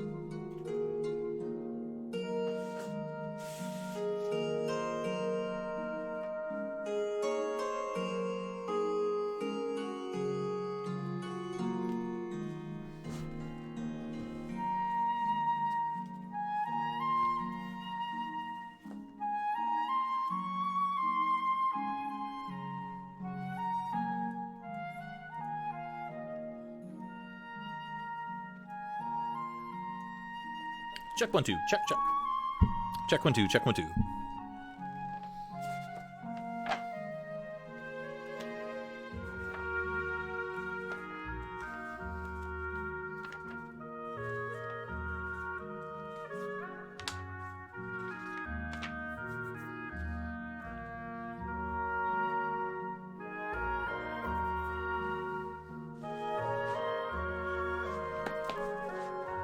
Okay, I'm back now.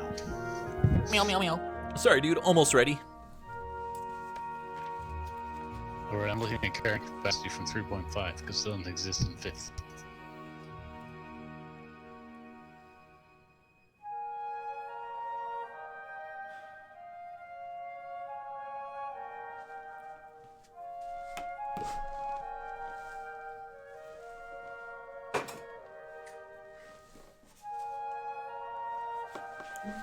Okay, so first thing we need to set is the marching order.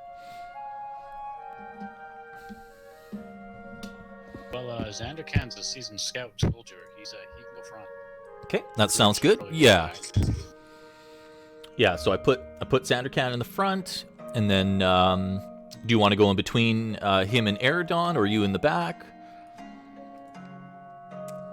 Probably me in the back would make most sense. Okay. Because, you know, a cleric can withstand more hits than a druid can. Okay. So sorry, man. Last thing I need to look at. I know I keep saying that.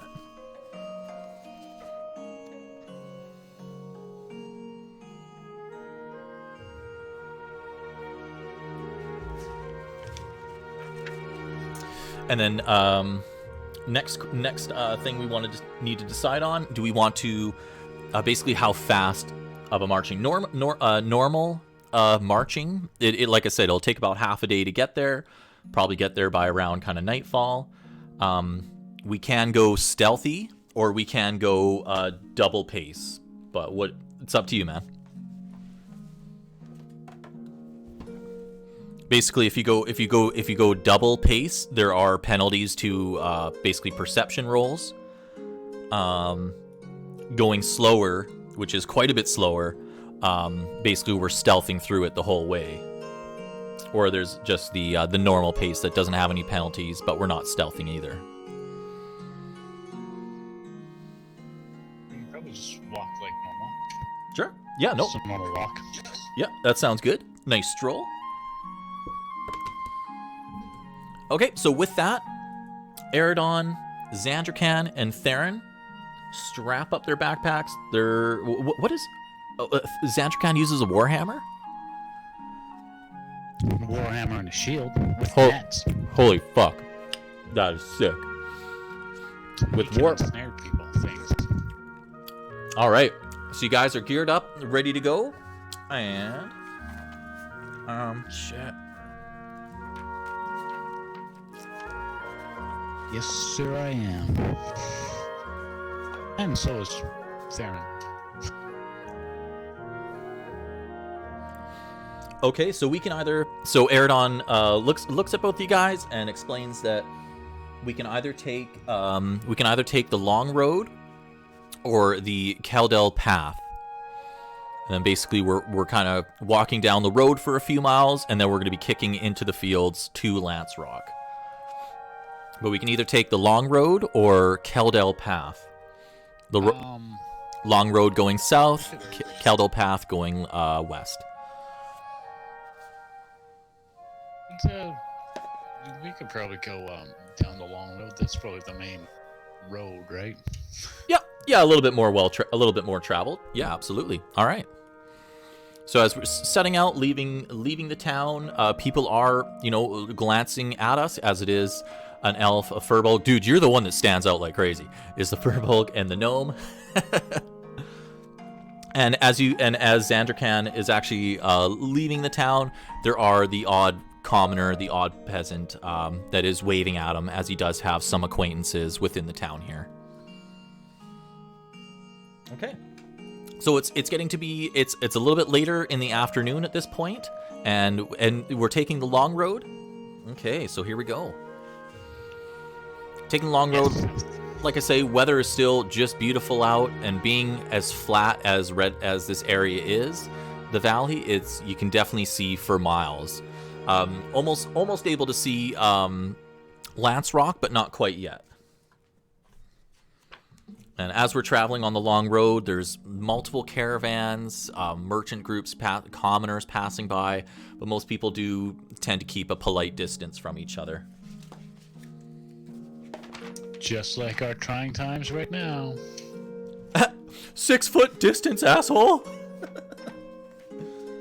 Just let me lay down, and that's as far you need to be away from me. 6'8".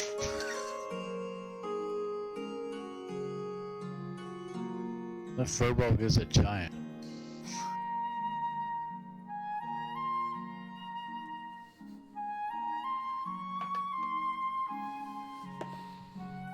Okay.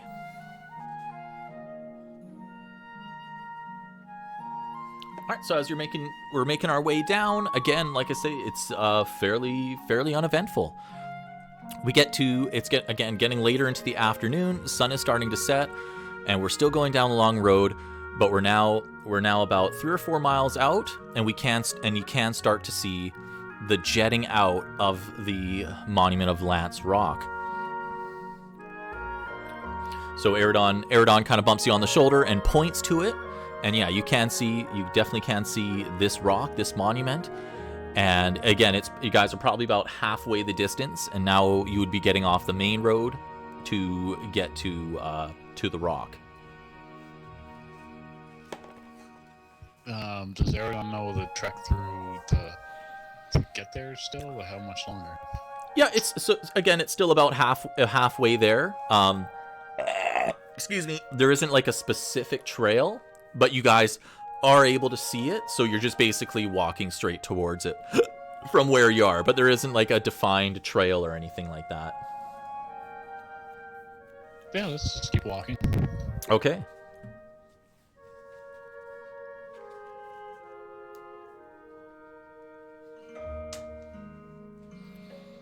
All right, yeah, so going through the hills, everything's pretty nice and quiet. You guys are keeping a sharp eye out, as this is still lands outside of Redlarch, and there are still reports of, the usual thing, the bandits, monsters, blah, blah, blah. But so far, it's looking clear and good.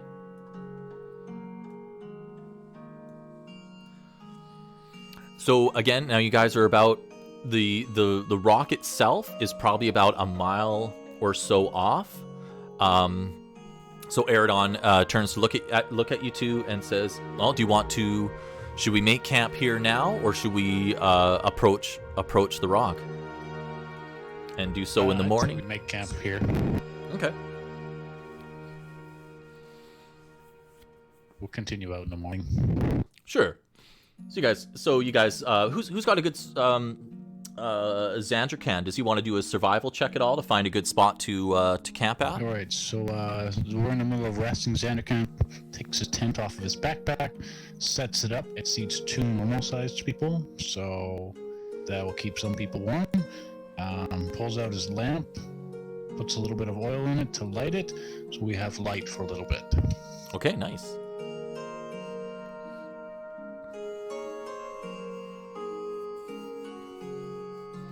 All right, and who wants to take first watch? Because we'll just have to cycle watches as we sleep. But everybody will still have a long rest. So honestly, man, if you want to set any of your spells at all, I'm gonna take a look at Eridon real quick. But we will be doing a long rest here. I'll double check mine. And Zandracan will take first watch. Sure. Since, he's a scout.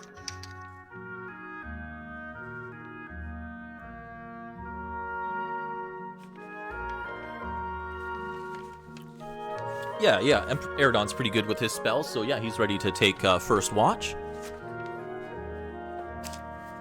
Oh, Eridon's taking first watch? I thought Zandracan was going to take first watch. Oh, sorry, I misheard you. Yeah, no problem. That sounds good. Yeah, Zandracan too can. Eridon can sleep. Aw. In the tent. He's a sensitive elf boy. He's got nice lotiony hands. All right, so spells for. So with Zandracan staying up for the first watch, go ahead and have him roll a perception check for me.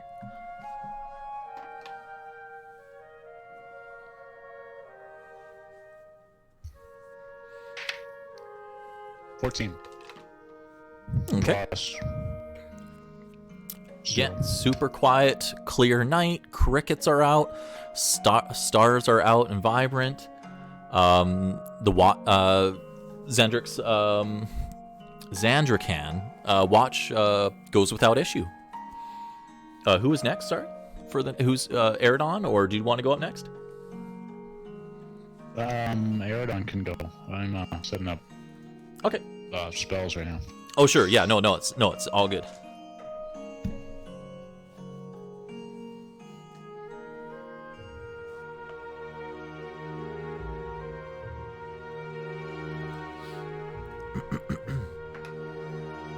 Oh, Jesus. Okay. Yeah, so Eridon's taking watch in the middle of the night here, and again, his the watch goes without issue. So Theren would have taken a long rest, and it can be your watch next. But yeah, take your time on your spells there, man. Do what you need to do.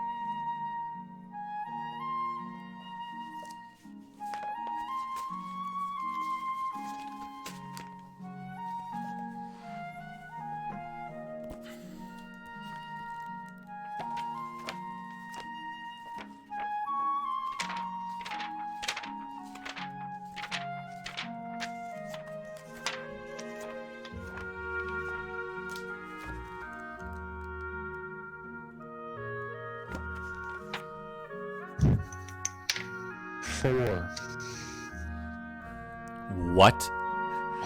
4 on my watch. What? That's all good, dude. Yeah, +4, so 8. Oh, okay, that's a little better.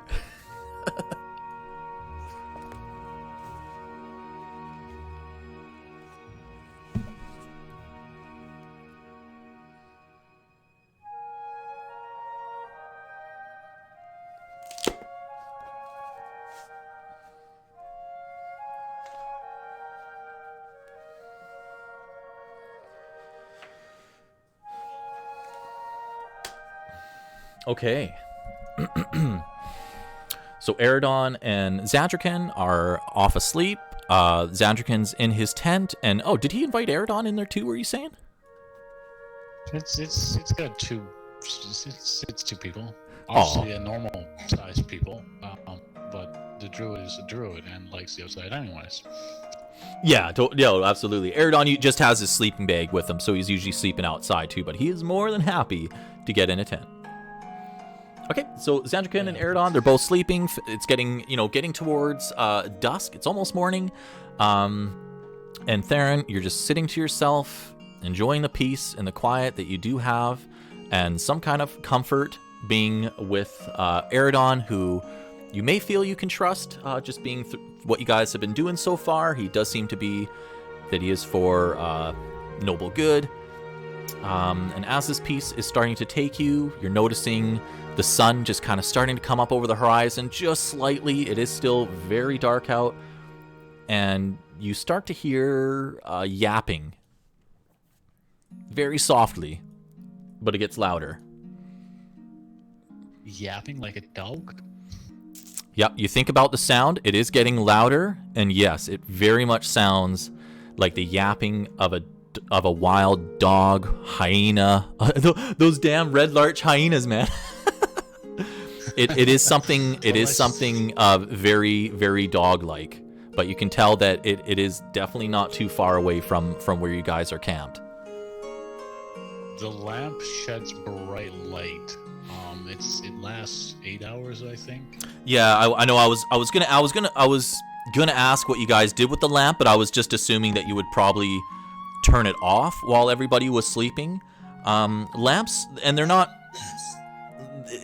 super bright lights. Like, they're not like the lamp. It's not something that's going to be seen from like miles and miles away. So it's not like the worst thing in the world to have left on.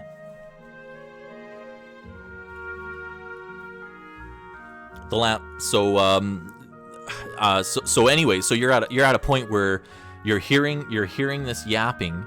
Do you want to wake everybody, or do you want to take a look, or what do you feel you need to do? Because you feel like the sound is getting closer and approaching, getting closer to the camp.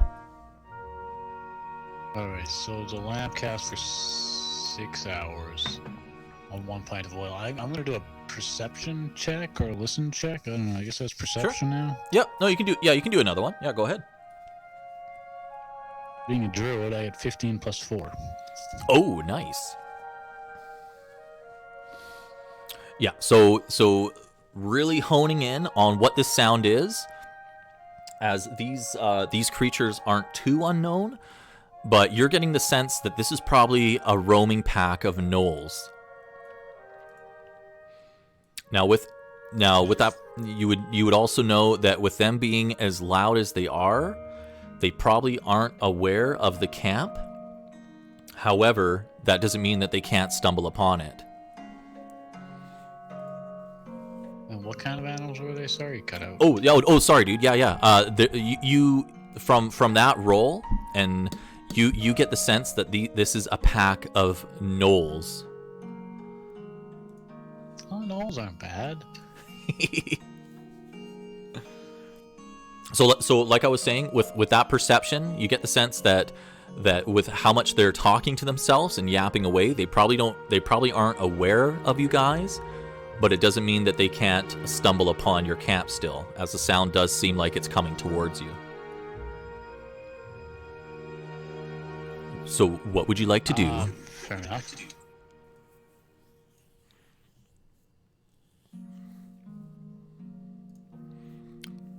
You could. I guess I just wait. I don't know what to do currently. I mean, there's a few things you could. I'm gonna cast resistance on myself. It's a cantrip. Okay, cool. Because in case, because I'm still on watch and I don't know what this guy's doing, I'm just protected that way a little bit more.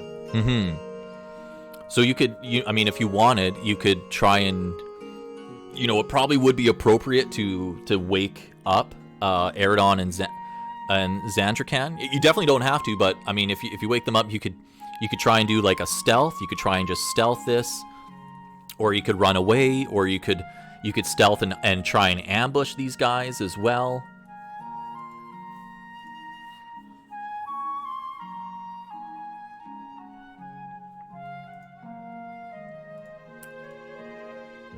Well, resistance doesn't really help me so much currently.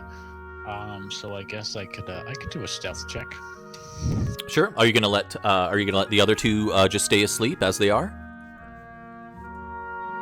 For now. Okay. Yeah. Go ahead and do a stealth check.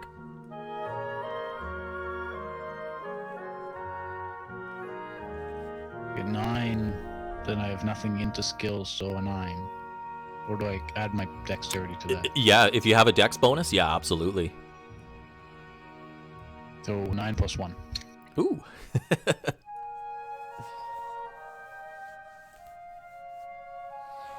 Okay, so hearing these noises, you get yourself to hunker down. You find some shrubs, just something that you feel like you have some kind of coverage in, and you wait in stealth. I could use disguise self and disguise myself as a bush. Sure.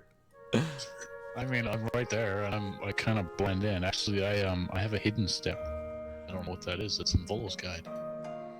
Hidden step, yeah. Doesn't that let you go invisible for a moment or something like that? It's a pretty dope. Yeah, it's a pretty dope Furbolg ability. I think it lets you go invisible briefly, like on command.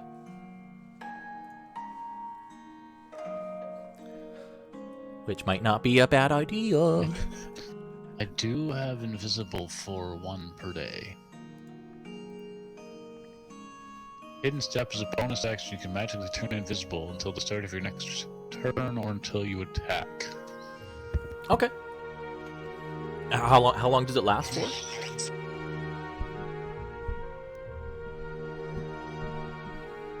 If it says. Until the start of my next turn. Oh, it lasts till the start of your next. Yeah, so it lasts a turn. So still, man, that's it's something that you can just snap, and it lasts for like I say, that 6 seconds. But in the heat of the moment, it's that can be enough.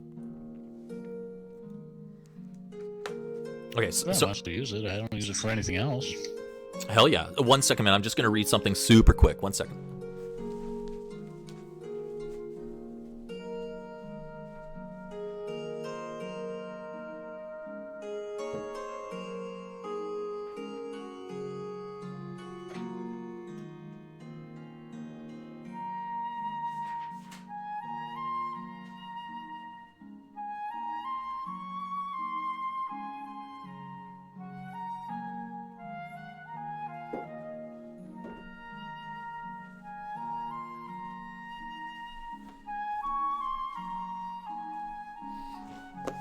Okay, sorry, man. Almost I ready. should probably use my Furbolg magic next time I'm in the actual settlement. To make myself look smaller. Oh, that's true. Yeah, disguise self, or is that what you're looking at? Yeah, the disguise self.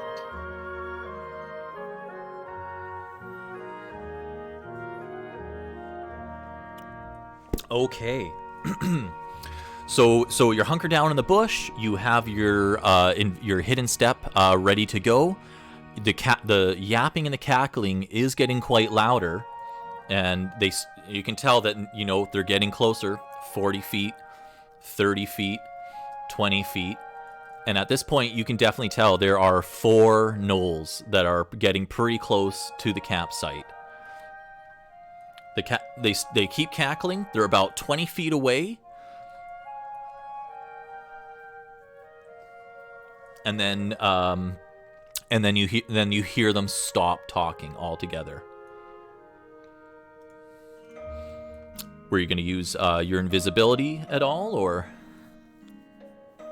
Yeah, I'll take my hidden step. Okay. So you cast your hidden step. You go immediately translucent along with all your possessions, and you blend right into the foliage, very chameleon style. You hold your breath as you heard that the gnolls did stop yapping with each other. You can hear just the breathing of the air. And then you hear the gnolls continue to yap at each other, and they're walking along, getting further away, 30 feet, 40 feet, 50 feet. And they have walked past and continued down whatever path they were on. Perfect. Whew! You breathe a big sigh of relief in your bush. I tell the bee, Bush, thanks. Thank you, So Bush. Talk to leaves. Yeah, dude. And the leaves, no problem, man. They can't understand them. They can understand my meanings, but I have no special ability to understand them. Oh, they wave. But I can influence them somehow. I don't know what you would influence a bush to do. All right, man. Good job on that. That dodged that encounter. What's with these fucking Redlarch hyenas and gnolls?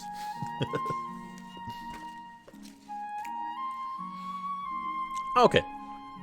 So you're remaining in the camp. The sun is now starting to come up. You are now in proper morning daylight. You would guess that it is probably around 6 or 7 o'clock. You hear Eridon rummaging around. He sits up and he sees that you're fully awake, and he asks you how the night went. Everything still seems to be in good order. We escaped some gnolls because I'm sneaky like that. Fuck yeah. 6'8" worth of sneakiness. Eridon's surprised to hear that and says, I guess gnolls do tend to roam these areas. We'll have to keep an eye out on the rest of our travels. Don't want to come. How many were there? 4. There were 4 there. I'm sure we could have handled it. Nothing we couldn't have dealt with. All the same though, we'll have to just keep our eyes open. We don't want them to get the jump on us. Okay. So Eridon rolls up his sleeping bag, puts his pack together. I'm assuming Zandracan is getting up and putting his Boy Scout tent away. Yes, Zandracan's up in his tent away, rolling it up, strapping it onto his backpack, and then he's gonna offer. He's got some rations here. He's willing to split 1 ration with 3 people, so each people have sustenance. Ooh. Nice. Eridon gladly accepts. Eridon opens up his pouch, and he actually has, he unwraps a paper, and there's 4 pieces of some famous Redlarch crumble bread. And he dispenses a piece to each of you guys if you want. I'll have one. Zandracan will have one. Theren will have one too. Okay. Yeah, you eat it. It's quite dry. Eridon's probably had this bread for a while. But it is actually, there is quite a bit of sugar in it, so it is very sweet, especially to your taste. Probably not eating a lot of sugar or refined sugar as a furball. And we probably need water too, right? Yeah, you guys would have water skins on you as well. I have one water skin. Zandracan will use one water skin.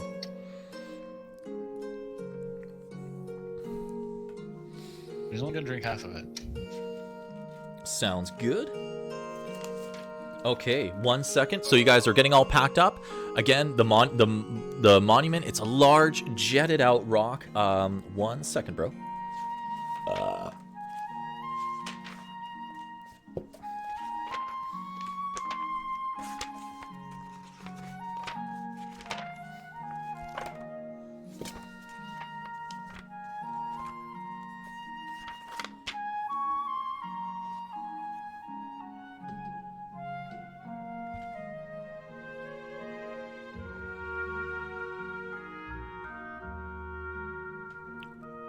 Okay, so you guys are traveling. Everything's packed up. You're starting to approach the rock itself, and again, it's very open plains, bright weather. It's quite nice out again. It is still early in the morning, so lots of dew on the grass, things like that. But you don't see any signs of the Gnoll pack that did walk through. Have Zandracan do a survival check for me.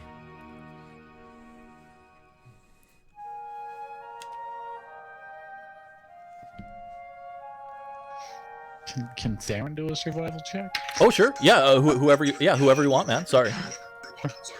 Theren's got a higher wisdom. He's got a 6 + 4. Sure, perfect. So as Theren is walking, as you guys are walking towards the rock, you are keeping kind of a conscious eye out to see if there's any tracks of the Gnolls, and you're not noticing any prints or any disruption in the grass or anything. But you definitely are keeping that in the back of your mind. Okay, so you guys are actually getting quite close to the rock. Lance Rock is narrow. It's 25 foot. Menhir of Bear. Whoa, what does that mean? It's a gray rock that juts eastward at a 60-degree angle. The Menhir, it's a type of rock. So the first thing you notice right away is that this type of rock, it's a gray granite, is very unlike the surrounding limestone that it seems to be lodged in. And Zandracan pipes up. See, I told you a drink had dropped it off. Or at least he might have said that. He said something like that, sure. Sure. old Redlarch lore. Okay. All right, so you guys are approaching. Like I say, you're 1 second. You guys are just getting about a few hundred feet away from it.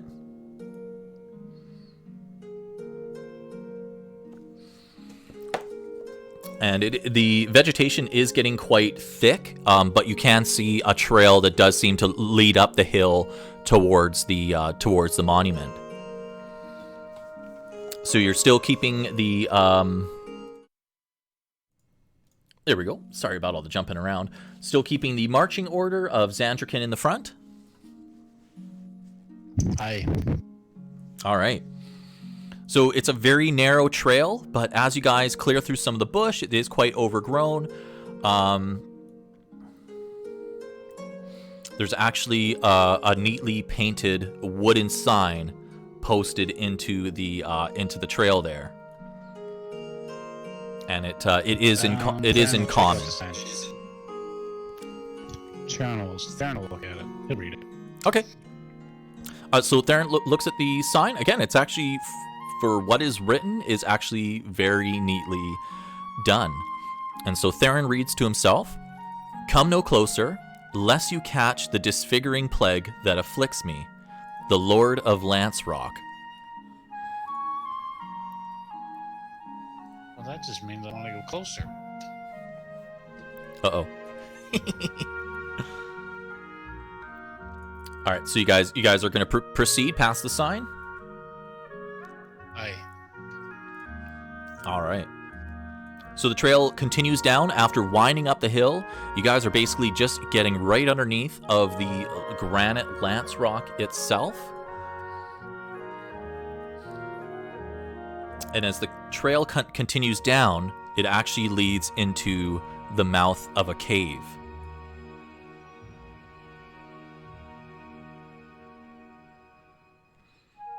And next to where the trail enters into the cave, you see another signpost, and again, it is written in common and repeats what was said on the previous sign. We'll proceed. All right. So Eridon gives a brief look at you two, and you guys kind of strap up and continue on. The cave mouth opens into darkness, from which there's like an airflow, there's air breezes, but right away you can smell a faint odor of death. Zandracan's got dark vision. Does he see anything? Good. Yeah. Oh no. Perfect. So so you guys step inside. Eridon. He kind of looks at, actually, I have to remind myself, I think, pretty sure elves have dark vision. Yeah, so he's all good. Furbolgs, do you guys not get dark vision?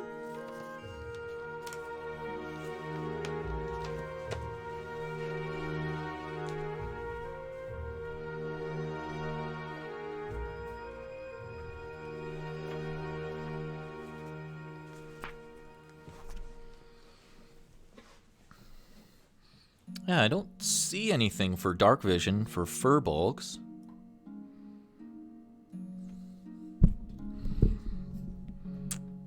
But, I mean, you still can use, like, the lamp if you want, and you can even cover it up to, like, try and prevent, like, light from giving you guys away. It's definitely up to you.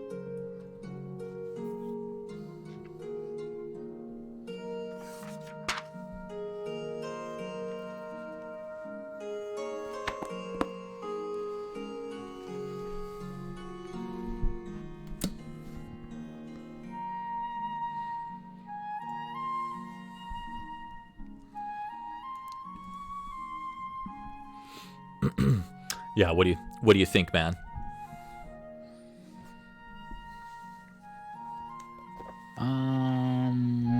Thinking right now. Yeah, no problem, man. Take your time. I'll kind of just read a little bit more of what Zandracan sees.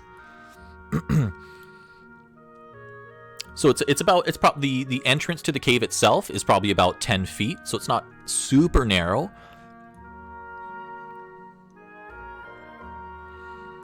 And the mouth of it is definitely tall enough for, without you being a Furbolg, feeling like you have to lean in too much. So there is some height to it.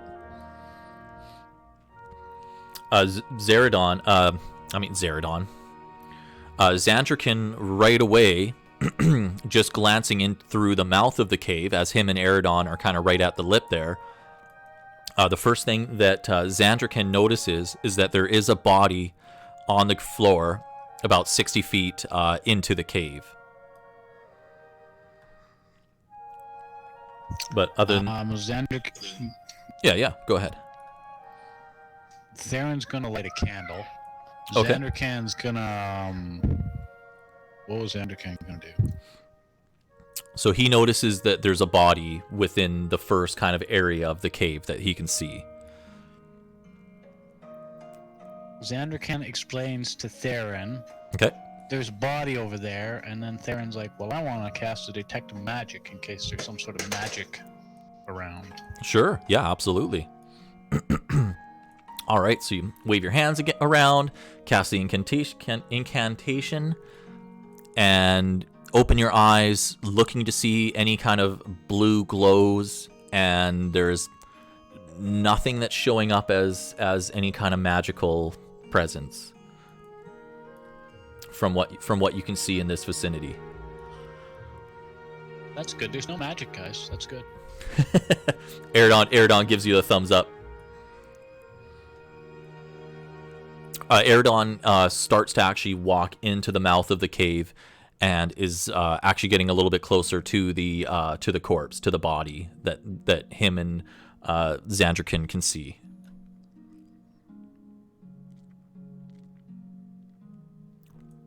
Did you want to? Is Theren ready to step in, or are you guys still planning?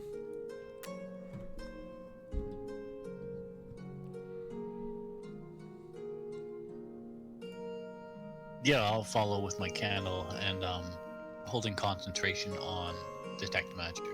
Okay. How long does detect magic last for? Concentration up to 10 minutes. Okay, perfect, great. Okay, so you guys start to walk into the initial area of the cave. It's a fairly wide. There's actually quite a bit of room for you. It's probably it'd be about 20 feet by 20 feet, so it's good size. And yes, on the ground, you see Eridon is looking over a corpse of a human male as he is on his back, and he's wearing basically only leather breeches. He's basically just got leather pants on. And the body does seem somewhat decomposed.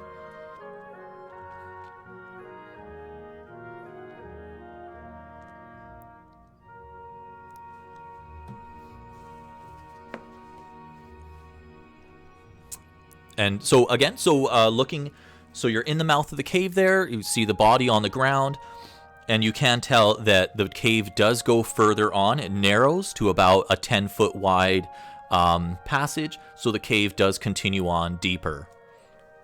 What would you like to do?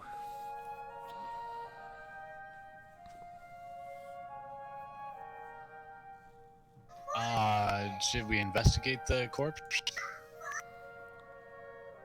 Sure, yeah, absolutely, if you'd like to. So if you want to investigate the corpse, so that would be like looking at it, looking to see if he has any items or anything on him. Is that what you want to do? Yeah. Yeah, I'll get Zandracan to do that because he's got dark vision. Okay, yeah, great. So you're all kind of... Okay, yeah, so you're all kind of leaning over, looking at the body, and Zandracan actually gets down on his knees and starts to rummage through the pockets, pat around. Like I said, he's only wearing leather pants, so he's basically kind of checking the pockets and seeing if there's anything underneath of him.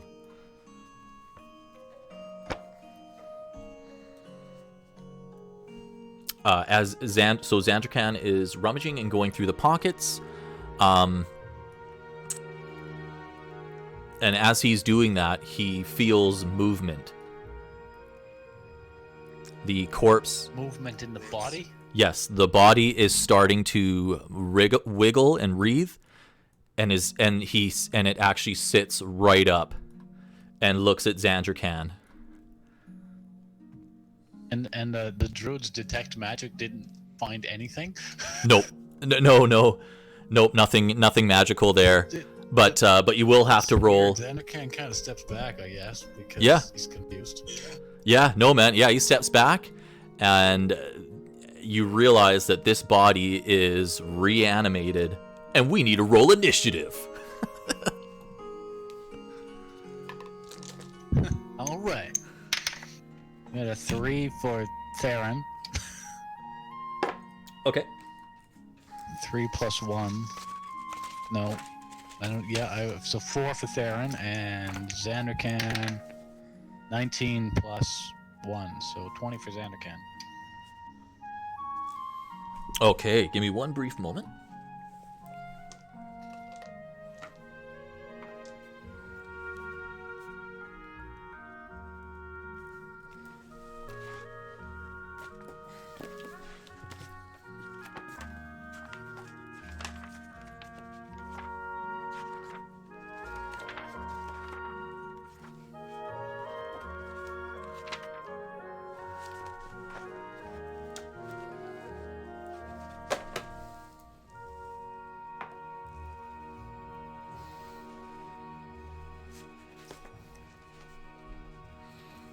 Okay, so Zandracan immediately after feeling the movement backs away and is sat up, and he gets his first move. All right. Well, Zandracan, this body's a medium-sized body, so he's gonna throw a net. Where's the body? Okay. How far is he away? Like 5 feet away? Yeah. Here, let me. Yeah, he would be within 5 feet. Absolutely. Yeah, he's directly in front of you guys.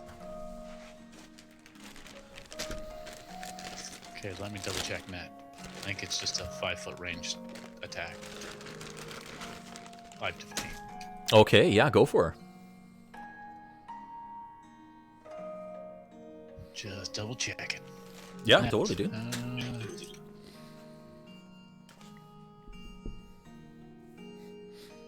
Here we go. Rolling a 2 plus dexterity of 1 is 3. Oh shit. Oh shit. Okay. I mean, it's a body. What's the body got for AC? Doesn't have that much. He's probably got more than 3, but still. That was your total, was 3? 3, yeah. Oh shit. Okay. Yeah. So Zandracan, I mean, just even with him right in front of you, you throw the net and it just gets right over top of him. So it wasn't too far off, but enough that it doesn't tangle him up. Doesn't seem to land. Okay. So that means so the zombie. Oh, there we go. Gave it away. Zombie is starting to get up. He spends his movement to get up from being prone. And he's throwing an attack at Zandracan. Oh, he was already prone, son of a bitch. Oh shit, you're oh shit. Okay, it's all right. Yeah. It's still thought as a range, so shit. Well, here, man. Let me look at that real quick. I don't care. He can attack Zandracan. He's got AC of 16. Hopefully he doesn't hit that hard. Okay, all right, okay, I'll go for the attack here. Here we go.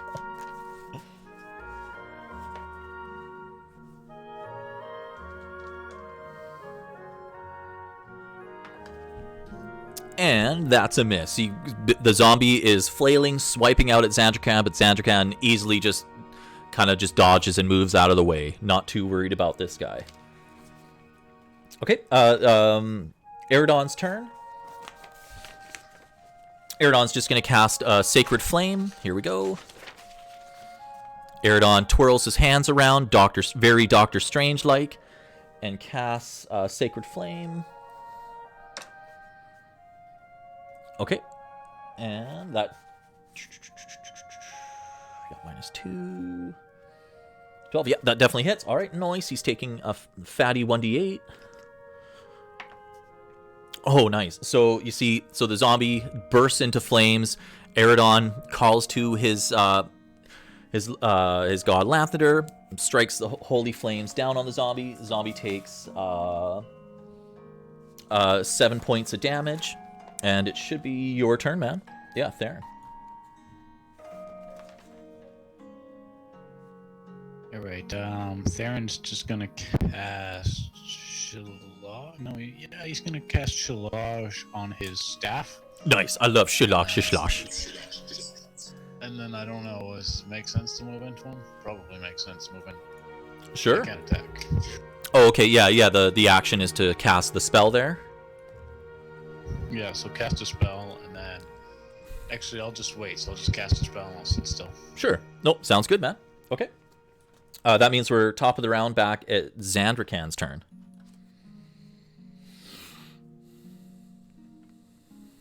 Alright, and Zandracan's just gonna attack him with his Warhammer.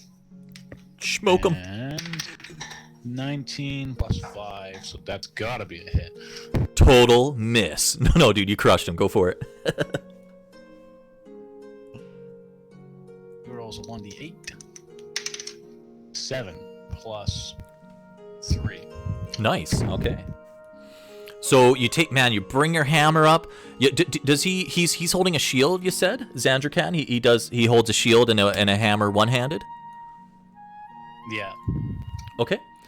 So Zandracan, you bring your hammer up, huge wide, and you just drop it right on the zombie's head, man. Like his half of his head is dented in within itself. There's like ichor pouring out. This is quite decomposed. However, the zombie, it's still coming towards. It's still It's not down yet. It's looking pretty smashed though, dude.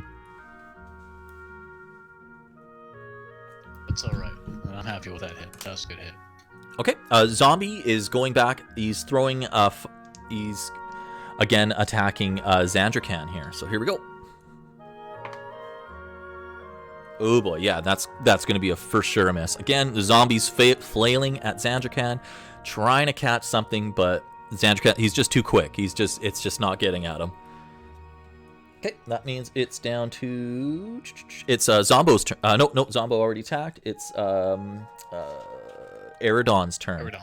Again, Sacred Flame coming up. Oop, I dropped that.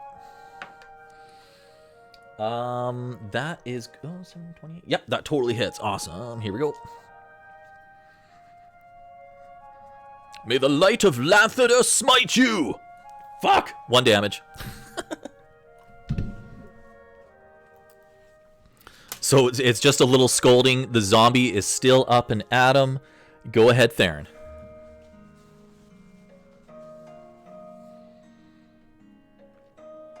Alright, well, Theren's just gonna walk and move in and attack him on zombie's right side there, across from... Yeah. I'm gonna think that's Eridon. Yep. Yeah, you get that fat, juicy flank bonus now. Which would give him advantage because he's flanking him? Yeah, that's right. Yeah, you get advantage on your attack now. And I get 19 plus whatever the damage does. Hell yeah. Hit, either way. Hell yeah, yeah, absolutely. And then Shalog. Shalonganong. D8.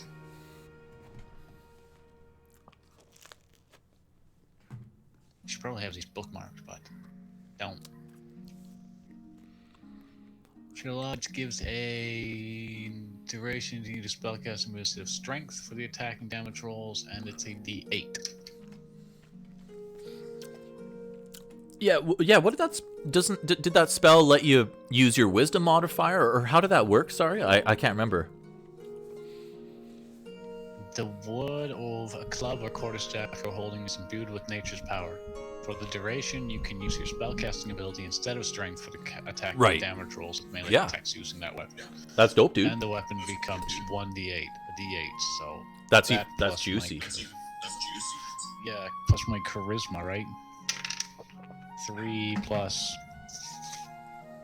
Well, no, your wisdom, right? Wisdom, yeah, you got it.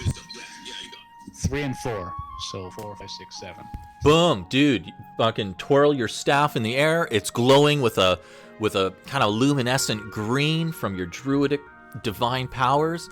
Bring it down, and dude, you tear that zombie asunder. He's split in two.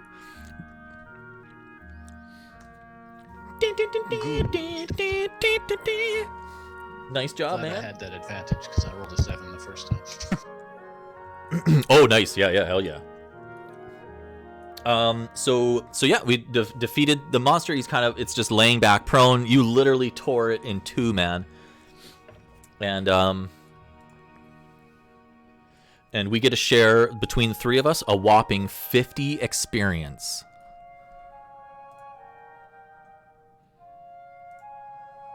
So 16.6 repeating, so round up 17. Yeah.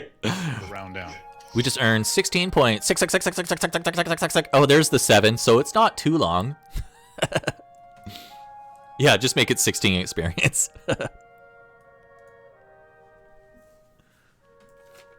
Alright, Zandracan's got 41.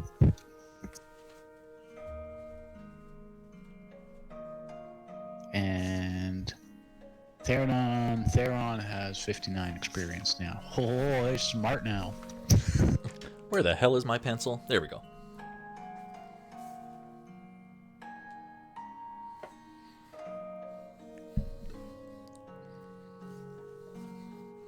Hey, how much did we earn for killing those bandits? Do you remember? I didn't record that for Eridon. Well, I think we've only done one run with Theren and us. And yeah. I had 43 experience from. Okay, sure. Okay, West. that makes sense because I think there was like 3 or 4 of them, and yeah, that makes sense. Yeah, that was a hell of a fight. Yeah, no, totally, man. That was good. Okay. So Eridon kind of wipes the sweat off his brow, like, and kind of mumbles to himself, "We're gonna have to be a bit more careful here. The sense of undead is undeniable." If you're a cleric, isn't Eridon a cleric? Does he have sense undead? Yeah.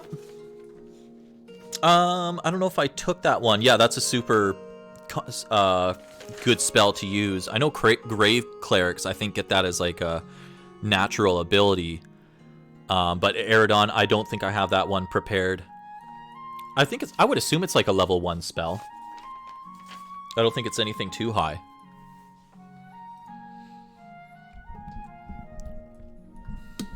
Okay, so Eridon, he actually kind of gets down to inspect the body again. And yeah, again, there's nothing to be found, just the leather pants. That's basically it. Fair enough. So again, you guys are in the very, very dimly lit room with you having your lamp beside you there. No, candle. He's got a candle. Oh, candle. Right. Yeah, thank you. And so, with the body torn in two on the ground, there's the mouth of the cave that leads back outside, and then there's the about 10-foot wide cavern that descends further into the mountain there, or into the hillside.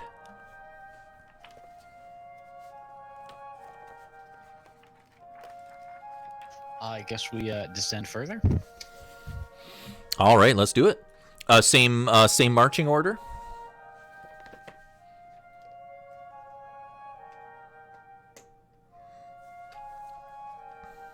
Just gonna double check my shellage. Think it's a last 1 minute. Okay, so it'll be done within 10 rounds, which we've had to do. So by the time we combat next, it'll be done. Yeah, pretty close there, but who knows what's gonna happen? Okay. 1 second.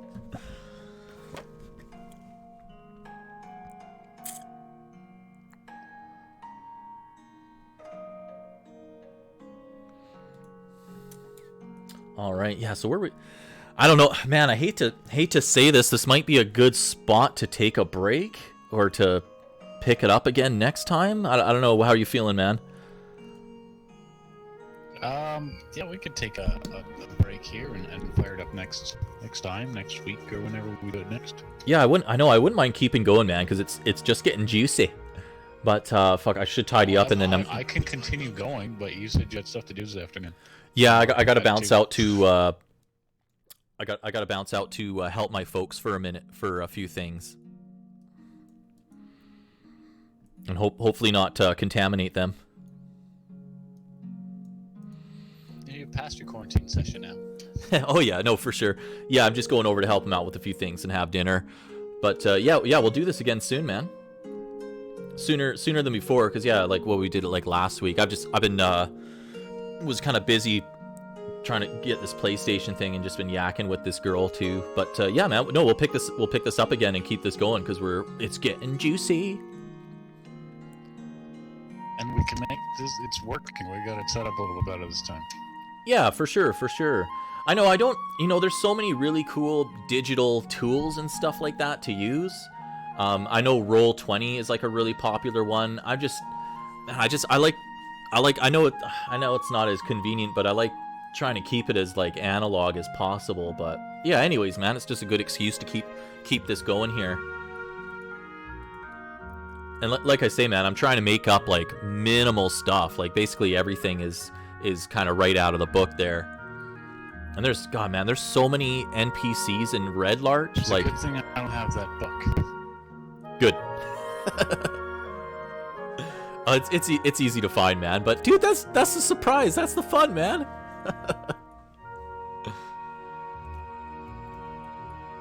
But I've definitely been like just keeping it to like the NPCs in the book. And man, there's still a ton of NPCs like I gotta bring attention to you in Redlarch. It's like holy shit, man. It's like studying for an exam.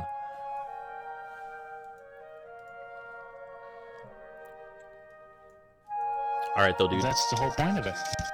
Oh, dude, it's sick, man. Like that's what's so cool about some of these campaign books. There's just the amount of content that is in each campaign is just crazy, man.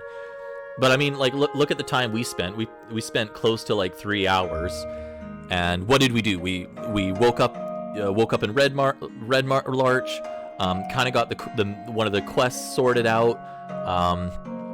But that's the thing is, like, man, it's always surprising how long like RPing takes, like role playing.